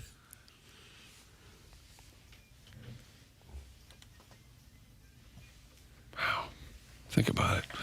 Cards going for a sweep. That'd be 7 in a row. If they were to win today, that'd be the high water mark. Do you like high water mark? I don't mind it. Yeah. That'd be 10 games over 500. The skipper used to always say, you get 5, man, you get to 10, you get to 15, like all these little milestones. But before they play the game, Doug, what is the lineup? Got a lot of lefties in there to face Mets starter Christian Scott, a right-handed pitcher. I believe they've never faced. Yeah. Weatherholt, Herrera, and Burleson, Walker, Nootbaar, Wynn, Crooks, Gorman, Church. Nolan Gorman got his eye back. Well, let's hope he'll get his eye back. Let's hope. If he were to get his eye back, it would be a seriously good lineup. And we're saying everything that went right for Jordan Walker. Is it the buy-in? Is it the coaching? Question on the text line, of course, said, well, what about Gorman? That is, sometimes it works. I mean, you could even put all the work in, and it still may not happen. And what is it about that makes it stank? Oh. That's a great question. Oh. By the way, didn't really get an answer. We mentioned Brad Thompson en route to Omaha texter. First time texting into this station, it looks like. Listening from Omaha. Never fail to mention the #1 zoo in America is in Omaha. Did you know that? I thought San Diego and St. Louis. How about here? According to the 913, Chairman is our list of best zoos. San Diego always gets Gotta the be vote. up there. But isn't it like $40-50 to get in? Yeah, I think it's pretty expensive. And then the St. Louis Zoo, famously free. Tell your kid wants to ride the train. Yeah. And then dad needs a beer, and all of a sudden they're in the parking. And cotton candy. Yeah. The texter's correct. Omaha's Henry Dorley Zoo is often cited as the #1 zoo in the country. Hank Dorley. It's known for its world-class immersive habitats. Oh, I like that. What is that? Well, I feel like An immersive habitat. Well, you know, have you been to the new that is St. Louis Zoo? I'm speaking of. Yeah, with the elephants and things, they're kind of in their own habitat. But the sea lion exhibit, where you can walk under, you can kind of walk under their tank, and they swim above you. I would describe that as an immersive habitat. Yeah, because you're like right there with them. You know what? I never trusted. That's a very descriptive way of putting it. Thank you. Well, you know, I'm if nothing. A wordsmith. Thank you. You are. If nothing else. No, you have a great vernacular, and you explain that well. Thank you. The drive-through safaris. You ever done one of those? Sure. Seems like it's just ripe for a bad idea. Just ripe for trouble. Well, don't get out of the car. Certainly not. Like a Wayne Knight piercing or something. Yeah, right. Like in Jurassic Park, yeah. Like a rhino can just come up to your car and just batter through it. I don't think they got rhinos in those places. Well, if you want to do maybe in Africa, but not 2-for-1, Omaha also has the #1 best safari park. Yeah, see, that I'm not doing. If I'm doing it, I'm not going to be driving my car. I can guarantee you. We don't really have that around here, do we? A safari park. Weren't they going to build one in North County somewhere? I don't know. Sounds familiar. That does sound familiar, but I just think those are bad ideas generally. I feel like those animals shouldn't be in this. It's just like I don't necessarily want them coming up to the car. Why not? Usually they're nicer animals. They're not tigers and lions. No doubt. Around. That would be incredibly dangerous. But I don't know, just a very strong animal that could tip your car over or something. There has been issues with those. They make you sign a damn waiver for a reason. If you didn't have to pay for it, would you do one of those drive around safaris in Africa, like a real one? Absolutely, yes. That is one thing I would love to do. Absolutely. Doug, you in? You want to go see some rhinos? I'd like to see the rhino. I have no interest in going to Africa. I won't be going to Africa. No. What if I played Toto on a loop? Ooh, now we're talking. I don't think so. All right, well, let's go to Omaha first, and then if you like that, then we can go to Africa. We can go to Tanzania. But because you can see a rhino in St. Louis, right? Mm-hmm. I'm not going to fly all the way to Africa to see a rhino. I can see one 15 minutes away from here. We could hike up Kilimanjaro. Chris Long does it every year. Yeah. I'm getting in a boxcar and going to the Omaha Zoo. That's right. Yeah. We got our resident hobo Kurt hitching a ride on the next Union Pacific that rolls through town. The stick and the bandana, what's that called? Hobo. No, the actual like carrying device. What do you call that? It's called something. Oh, wow. I didn't even know it had a name. I didn't know that. I've never known that. We have 2 awesome sloths at our zoo. Suck at Omaha. Bindle. It's called a bindle. Bindle. You can take your bindle up to Omaha. And if your kid didn't have a costume, it was always a lazy man's Halloween. You made your kids I didn't like a do homeless it. guy? No, but when I was when I was a kid, that was always a way out. Oh, if you didn't have you just grab a stick and you tie like a bandana around the back of the stick. For people my age, it was always like baseball player, but you just wear your summer baseball uniform out on Halloween. That's when you knew, like, damn, these kids' parents not loving up on them enough, making them dress up as their own baseball uniform. You get some charcoal and rub it on your face, and you have some torn clothing. You were set. My grandpa was a hobo clown in the Shriners Circus for years. Really? That's pretty cool. Fooey. Did he ever hitch a ride on a train? It sounds like something he would have done. I probably am my grandfather's grandson. Guys, I took my daughter to the zoo. $11 for a Busch Light. Didn't realize I'd be spending $88 that day. That's from Packer Dave, who's going to meet Jackson next Friday. Sounds like he had 8 beer. Well, the fact that they let you in for free, doesn't that count for something? Yes. You don't have to have the beer if you don't want. Yeah.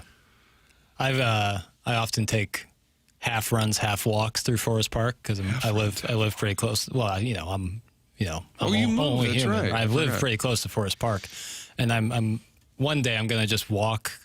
It's a pretty decent walk to get to the zoo, but just walk into the zoo and like treat that as part of my walk and just walk around. Wouldn't it be a great? Don't pay a single cent. Just don't walk have to park. through? Yeah. So I think I'm gonna do that. Coming up soon. You can park there without paying too if you can find a spot street on the parking. street. Yeah, and if you're willing to walk a little bit, you can pretty much find a spot. A lot of hot stepdads in Omaha, Doug. That's from Eric in the Central I didn't West End. notice that. Hello, Wegovy. I did not notice that. I wasn't looking for it.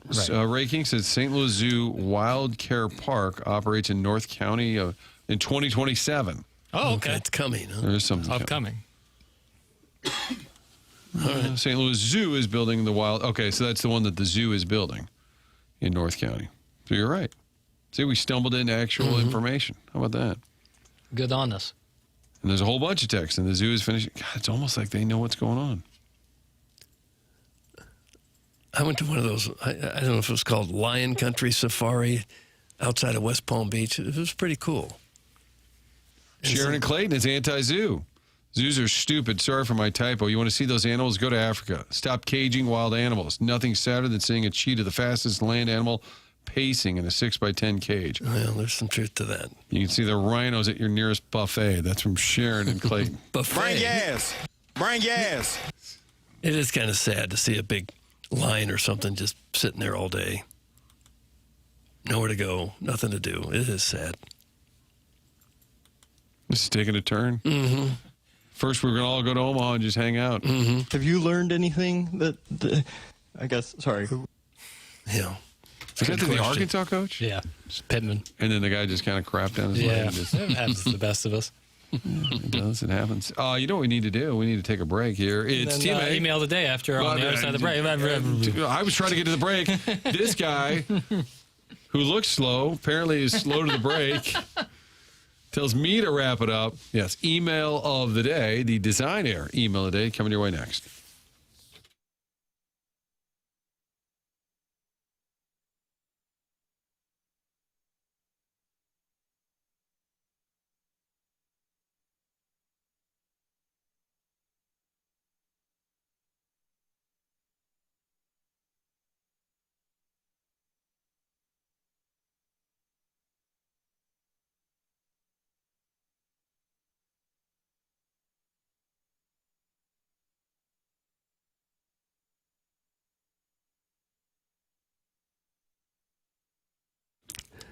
TMA is proud to be sponsored by Stifel, who also sponsors the Cardinals and the Blues and the St. Louis Charity Classic, the Stifel Theater, the U.S. National Ski Team. They're all over the place. It's true. Good things come to those who wait. At Stifel, great things come from knowing when to act. For 135 years, Stifel has helped individuals, families, and business owners make thoughtful financial decisions. Founded in St. Louis way back in 1890, Stifel combines deep local roots with national capabilities. From customized customize wealth management to investment banking and traditional banking, Stifel delivers fully integrated solutions designed for complex financial lives, whether you're growing, preserving, or transitioning wealth. That same long-term mindset is why Stifel proudly supports TMA, because they know success is all about timing and knowing when the moment is actually the moment. Investing, banking, advising. Stifel, where success meets success. Stifel Nicholas and Company Incorporated, member SIPC and NYSE.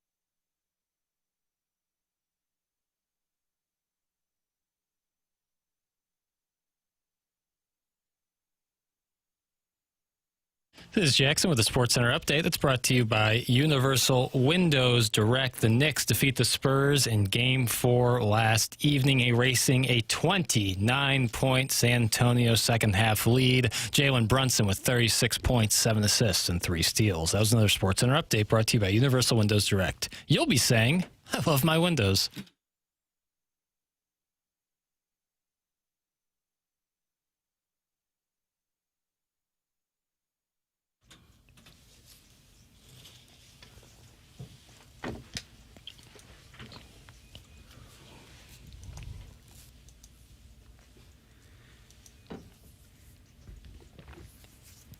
I can see the music you're playing. I can read it from here, but I don't know. Is it? It's just an instrumental. Is it Z's or is it ZZ? ZZ. ZZ. Yeah. What's up with Z's? ZZ. That's the artist? No, that is the name of the song. Name of the song. Kodak Black, his birthday today. What does ZZ mean? What kind of word is that? I don't know, I couldn't tell you, but I know it's Kodak's birthday, and I just wanted to play this instrumental for a little bit. Okay. A little steel drum. Little steel drum never hurt anybody. Get you in the summer mood. I guess the company that came up with Kodak, the word Kodak doesn't mean anything. They just made it up and thought it sounded cool. Right. Kodak Eastman, right? Yeah. Wasn't it always Kodak Eastman? Uh-huh. Are they still making cameras, Doug? Are they gone now? Together? I don't God, know. they like a real old. case study and not adjusting to the market. I always remember We're gonna learning that stick in with film. college. Yeah, and then obviously They didn't were work out. everywhere. That was such a hassle to have film and a camera. And oops, I opened it up. It's all ruined. You got to take it to. Or Fox Photo ruined it when I took it there. You drop it off. Oh, I had a great weekend. It was my buddy's wedding. Oh, we'll go pick those up Thursday. People today, you kids, can't relate. The good part was we still have those pictures we took 50 years ago. Yeah. And I'm not sure we're still going to be keeping all these photos we have on our phone now like we used to. Who knows? But I do know that you can get high-quality customer service. I've made the switch over to James Carlton, and you can too. James Carlton of the Carlton State Farm Insurance Agency is online at carltoninsurance.net. Jackson Burkett and I are clients now of James Carlton. Jackson just made the switch. I have been working with him now going back to 2019. You're going to get great customer service, and on top of it, there is a really good chance he is going to be able to save you money on your automotive insurance. Call 314-961-4800 or go online at carltoninsurance.net. Has your insurance gone up in the last year? Give James a chance to save you money. And if you have kids under 25 on your insurance policy, this is where James has saved people a lot of money in the TMA audience. 314-961-4800 or go online at carltoninsurance.net. If your insurance costs a leg and an arm, call James Carlton, State Farm. All right. Want to do email today, Martin? Let's do it, buddy. Oh, okay. Doug wasn't ready, but I'm ready. No, I got to get a pen and write this down. All right. Of all things, torturous. I've got to get a pen. Yeah. Have you takes a secured, while. Doug, have you secured a pen? An ink pen. Yeah, you found an ink pen. Okay. Okay. All right. Design their heating and cooling email today. Hi, Deus. What was that? Well, other than an ink pen, what kind of pen would it be? Doug got an ink pen. A straight pen, bobby pen, Yeah. Marijuana fountain pen. pen, EpiPen. Yeah, you just got Pen served. I mean, look at you. You're over there. Well, what else? We're looking for a writing utensil? Writing utensil is another word for pen. Ink pen. Ink pen. I got a lead pen. I have my ink pen ready to go. Lead is in the pencil. Terms of endearment. Good. Hi, Deus. I hear there is help for the geriatric dating community. I've been having a hard time with the dating apps. I signed up for one, but I can't seem to find ladies on this app. I keep swiping, and it's only gentlemen. I like the comments, but I am lost. Well, gots to go. My tapioca pudding is getting warm, and the Strode Show is up next. Thanks again. That's from the CFO of Virginia Bates Financial, president of Doug's Kissing Booth, the South City Implant. South City Implant. Morning, gentlemen. If Tim is still unwell tomorrow, I advise you air a Best of Tim show instead of doing whatever today was. The YouTube stream can be 4 hours of Doug pressing his bare breast against the glass. Oh, is this agreeable? These are filtered? Yeah, regards. That's from Beef Momo. Beef Momo. He's efficient. Hobo train hopping sounds like the reality show we didn't know we wanted or deserved. The life-threatening danger of getting on and off the train, the late-night crackhead bum fights in an empty, dimly lit boxcar, the passion of romance realized hand-in-hand watching the sun set atop a speeding steamer. That's quality television. Speaking of jumping off the rails, the missus lost her mind yesterday when someone in our household, not me, left a small tree stump in the main floor toilet. Both of our boys claimed innocence, and with no film evidence, we had to quit. But the burning fire my wife held for one of them not flushing resulted in 4 brightly polished and clean stools as a punishment. They bitched and moaned the whole time, but here's hoping the lesson is learned. Cheers. That's from Bro Fallon. Bro Fallon, he mentioned bum fights. Was that a series of videos? Or was that was like a series, wasn't it? Yeah. Bum fights. That was on TV? Was it on TV? It wasn't on TV. That seems more like an internet vehicle. I thought it might have been on TV. Yeah. Well, you watch Cops all night, Doug. You can watch bum fights. I have seen way too much Cops. Makes me feel better about myself. Yeah. Concerned members of the radio community, we gather here today to mourn the tragic loss of Tim McKernan from the airwaves for a staggering 3 days. 3 days. That's 72 hours, 4,320 minutes without the familiar sound of Tim gracing the airwaves. Some say time heals all wounds, but these wounds are wide open with these callers the last 3 days. Dare I say I'd rather have pestis from Festus? What we do know is that Tim fought bravely against whatever microscopic army dared stand in his way, and if there had been any way to help, I would have been there without hesitation, prepared to administer mouth-to-mouth resuscitation and personally inhale every last germ if it meant getting Tim back behind the microphone. Godspeed, Tim. Get well soon. The radio world just isn't the same without you. That's from Average Size Shabangas. Average Size Shabangas. Good morning, people who are not Tim. Well, I'm not going to be much good to you today. Half the city is shut down because of the UFC fight at the White House, and traffic is a bear. I don't know for certain, but I have to imagine the traffic is similar in St. Louis this morning, with so many people driving by to check on our fearless leader and broadcast hero, Tim McKernan. Well, that's 2 people who have spelled his name, Tim McKernan. What's going on?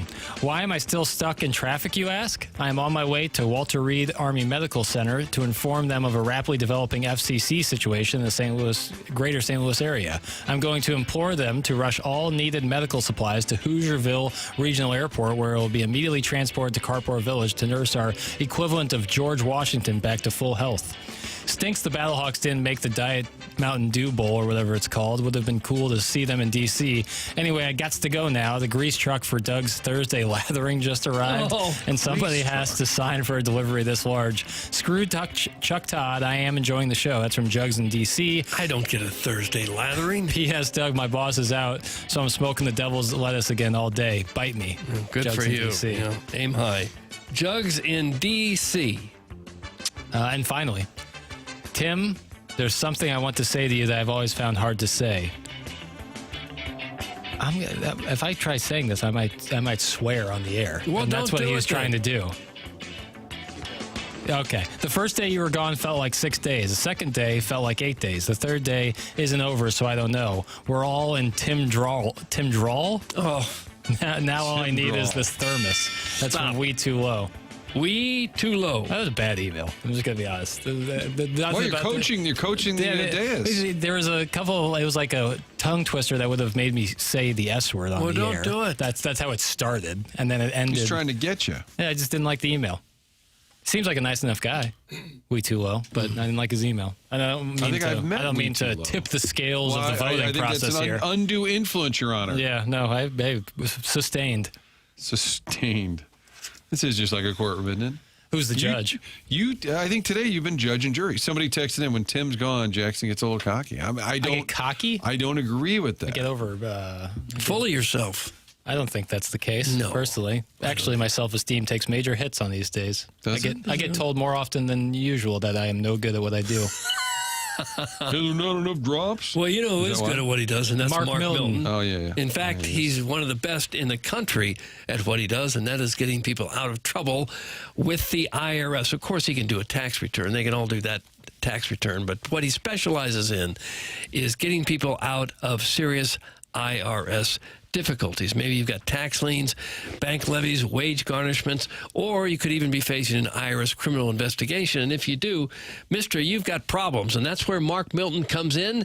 Contact him at stltaxlawyer.com. Mark Milton and stltaxlawyer.com provide a local and holistic approach to tax resolution. Mark earned his accounting degree from the University of Illinois, #1 accounting program in the country, got his law degree from St. Louis U, and now he lives and works right here in the St. Louis area, helping individuals and small businesses solve their tax problems. He used to work for the Department of Justice Tax Division in Washington, where he represented the IRS in tax cases around the country and received the DOJ's Outstanding Trial Attorney Award. This guy is one of the best in the country, and he's right here in St. Louis to help you if you need it. Any kind of IRS problem at all, you contact Mark Milton at stltaxlawyer.com today, and you'll be saying, I am not guilty, I am with Milty. Remember, the choice of a lawyer is an important decision and should not be based solely on advertisements.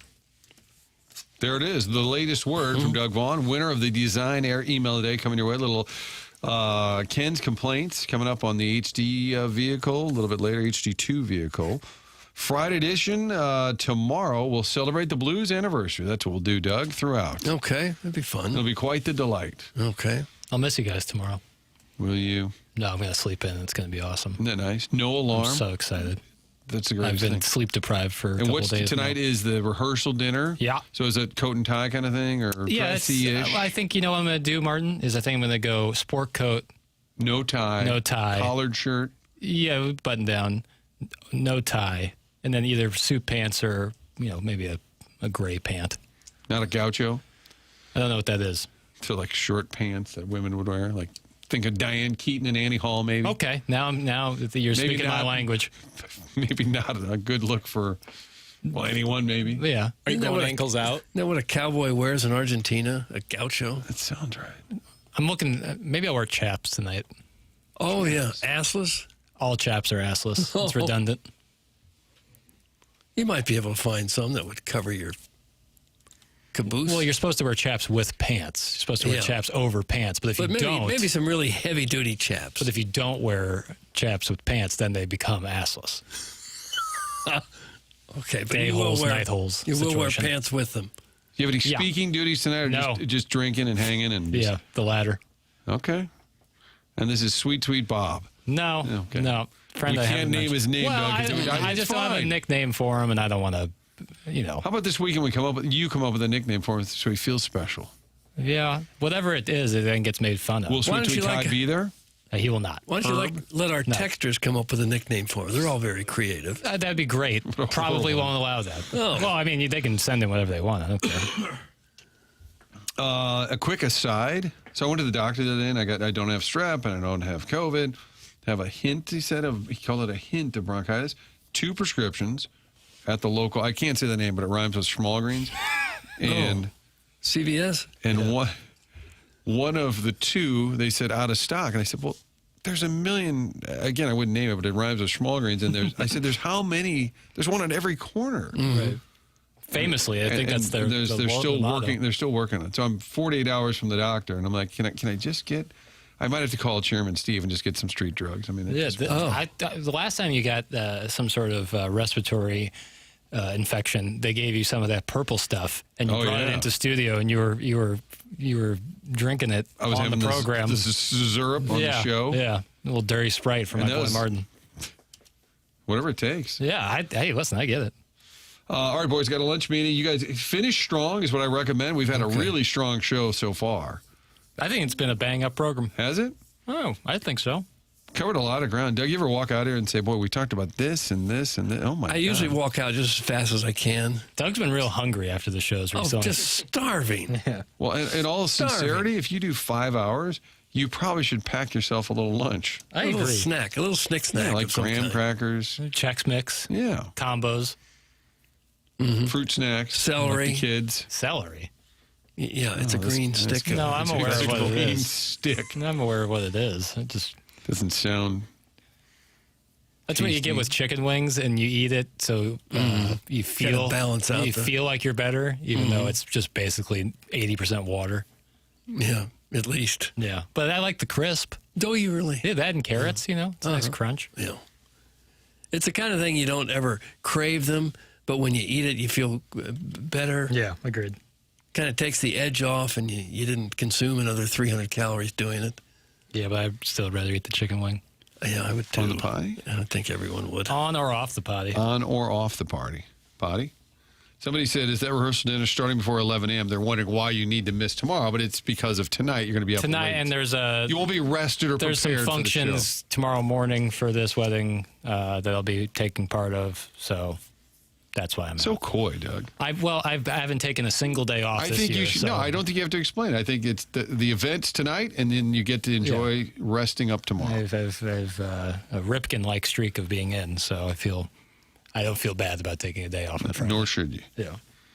Well, we'll make fun of you for 4 hours tomorrow. That's fine. Because you won't be here. Fine by me. So therefore, do what you got to do. I had a vacation once, and then I was sick my first day back.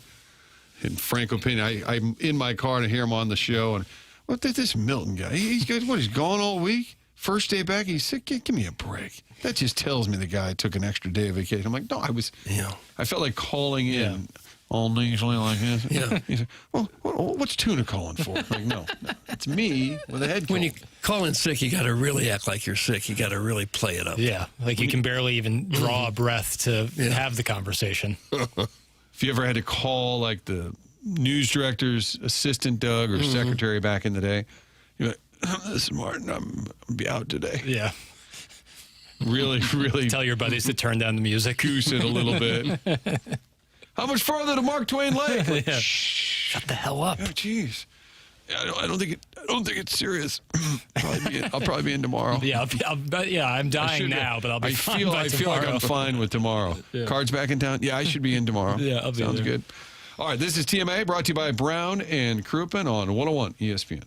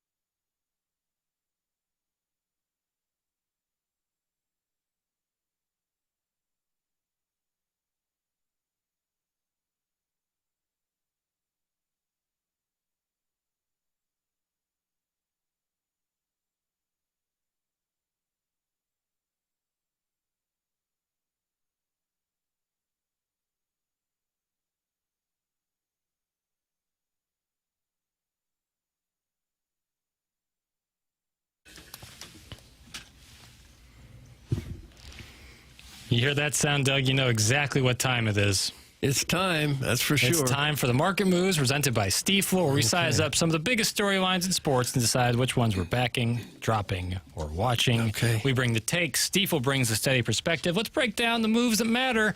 Doug, the NBA Finals Game 3 viewership is in 23.8 million viewers, the most since 2017.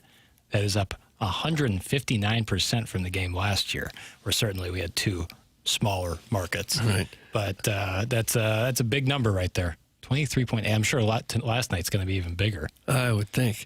I was watching ESPN, and they're starting to assemble videos of fans watching around New York and their reaction. Reminds me a lot of the David Freese triple. How we had that in St. Louis. Everyone came up with their videos of how they reacted when they saw that. I guess that's kind of the basketball equivalent to what David Freese did. In a way. Not the clinching game, but darn near. Right. At home, you thought you had the game lost. Kind of similar. A lot of similarities there. Would agree. Yeah, I think that I think you're spot on there with that. I'm trying to find the NHL viewership, Stanley Cup viewership, but how would you? I think we got two pretty solid NBA NHL finals going on simultaneously here.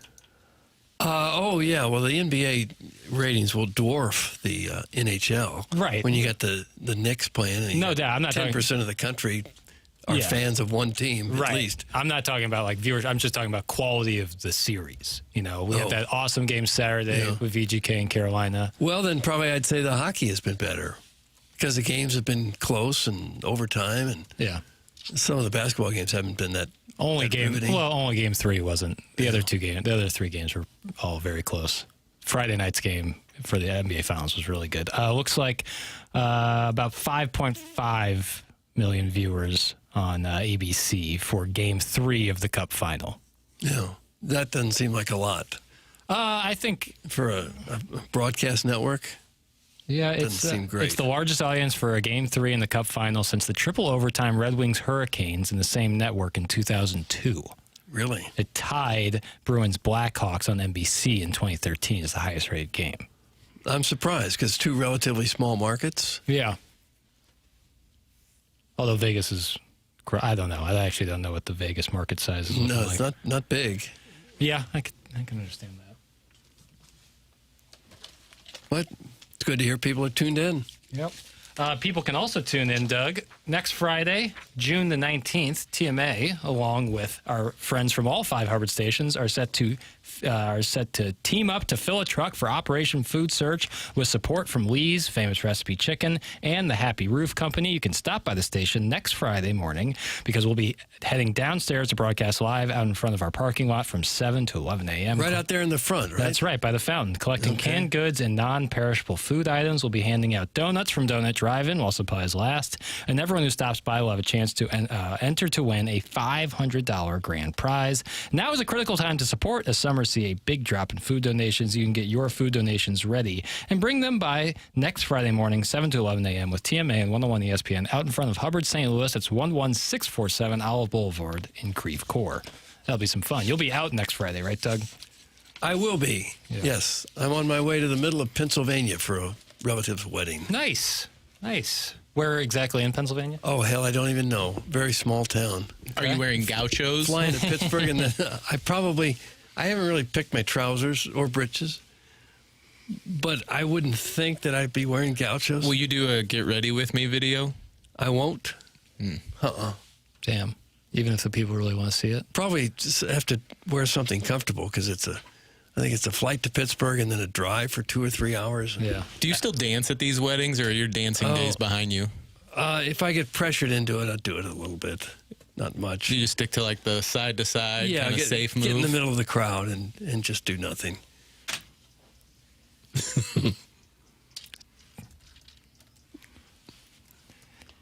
Doug makes market moves. That's what he does. With our friends over at Stifel. That's we size up some of the biggest storylines in sports, decides which ones we're backing, dropping, or watching. We bring the takes, and Stifel always brings the steady perspective. We'll have more of the morning after coming up on the other side of the break as we are in our Design Air Heating and Cooling 10 o'clock hour. We're going to tell you who won today's Design Air Heating and Cooling email today, along with plenty of other things. And then at the top of the hour, you'll have BK and Ferrario. We'll head down the hallway to do what Doug calls the Strode program. That's after the morning after on 105.7 HC2 and the TMA STL YouTube channel. This is the morning after, presented to you by Brown and Crouppen on 101 ESPN.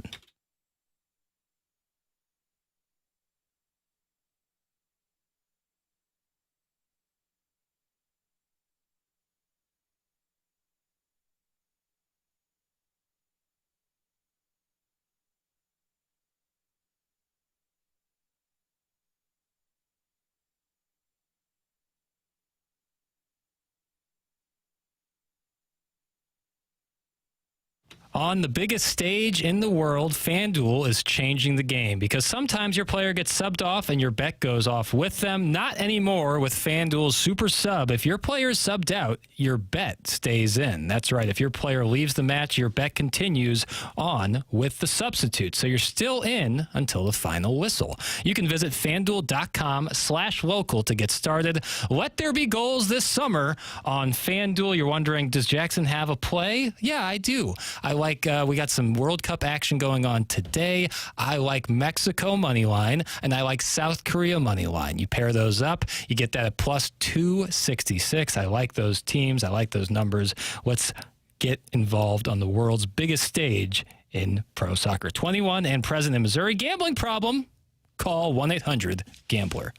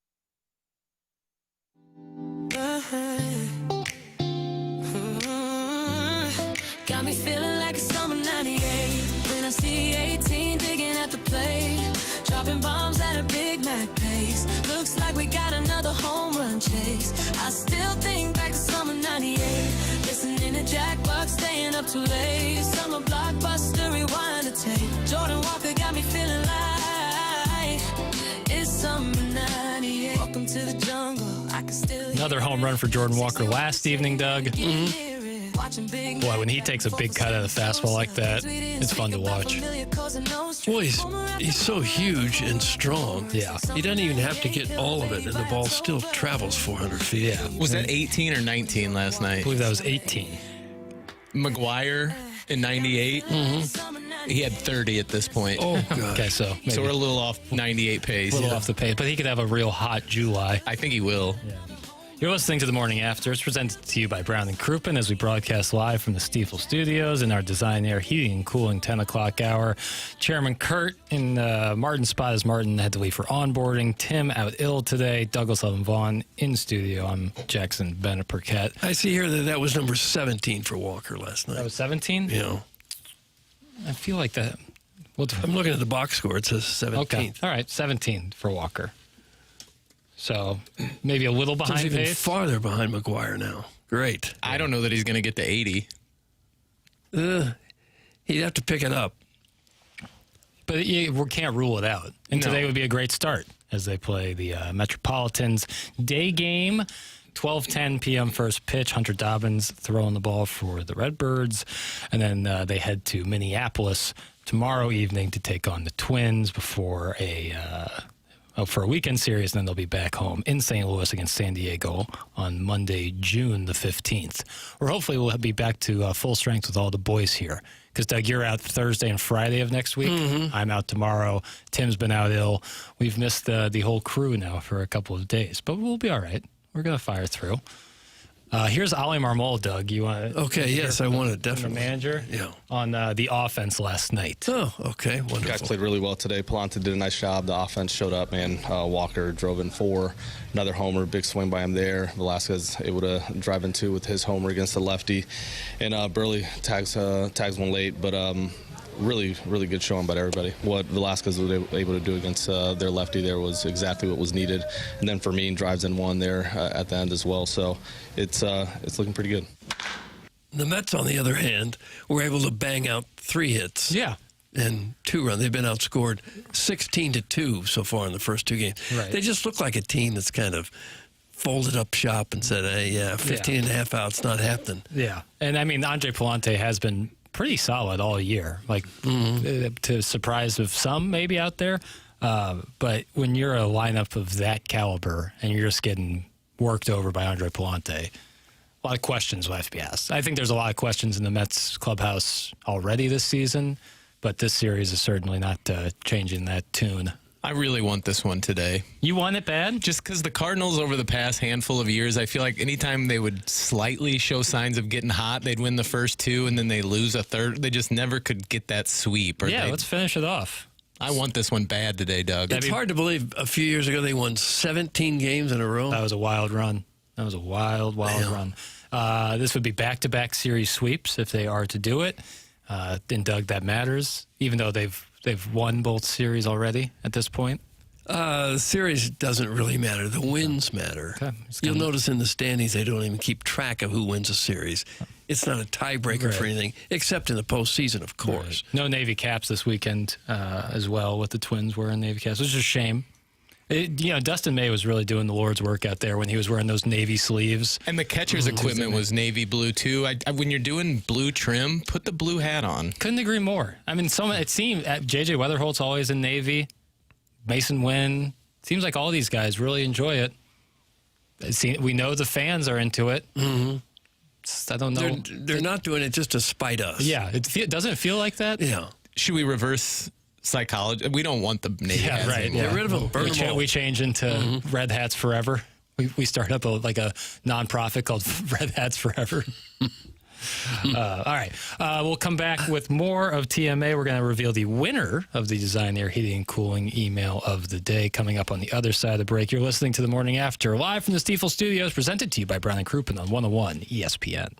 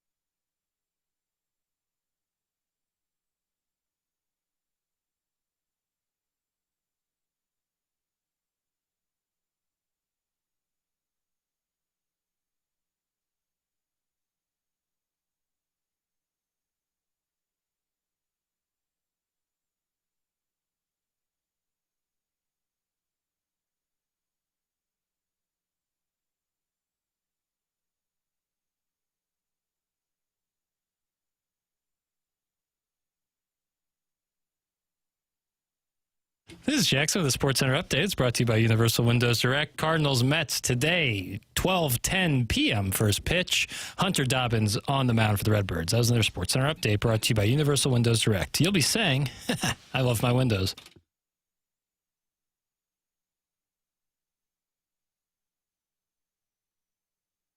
We're back. TMA, that stands for the Morning After. We're on 101 ESPN. We're presented to you by Brown and Crouppen as we broadcast live from the Stifel studios. Callier and Thompson phone lines busy today. Appreciate people chiming in there and on the Air Comfort Service text line and on the Michelob Ultra YouTube chat. If you missed any of the program, go back and podcast the Schaefer Door Company podcast. And the sponsor of the dossier is Polos Plus. And you can see me, I'm wearing my Polos Plus jacket. It's a little cold in here, so I got my Polos Plus jacket. Do they sell a parka? Yeah, they do. I need one of those. Yeah, cardigan. TMA merch is now available on polosplus.com. Here's Tim telling you about Polos Plus right now. PolosPlus.com, sponsor of the dossier on the Morning After, and now where you can get your TMA merchandise, including the Navy Caps on the Road t-shirt. Just go to PolosPlus.com and click on the TMA tab when you get to the website, and it's all there. Hats, t-shirts, quarter zips, and more, including golf polos from a wide variety of high-quality brands: Carhartt, Travis Matthew, Nike, Under Armour, polos, quarter zips, jackets, hats, you name it. Polos Plus can do it for you in your business. This is how they have grown over the last few decades. They are local, and they've gotten to work with a lot of the people in the TMA advertising community and TMA listeners. Seth Goldcamp, James Carleton, Mark Hanna. That's exactly the kind of word-of-mouth local business supporting local business stuff that makes this show and its advertisers and its listeners what it is. So next time somebody at your office, your kid's team, your neighborhood, whatever, needs branded gear, check out Polos Plus. Send them to polosplus.com. Help support a local business that supports TMA. All right, Doug, you wanted to know the winner of the Design Their Heating and Cooling email today? Jugs in D.C. picks up another win, ties him with TMA Troubadour for the month of June. BK and Ferrari are coming up right here on the top of the hour as we head down the hallway to do After the Morning After on 105.7 HD2. Doug calls it the Strode program. But that's going to do it for us today. Tim, hopefully feeling better soon. He's out today ill. Martin had to head out for onboarding. But for Douglas Elvin Vaughn, for Chairman Kurt, I'm Jackson Bennett Burkett. You've been listening to The Morning After, presented to you by Brown and Crouppen live on 101 ESPN. On 101 ESPN and the TMA STL YouTube channel. I got there eventually, Doug. Yeah, you did it. That's Peace. fine.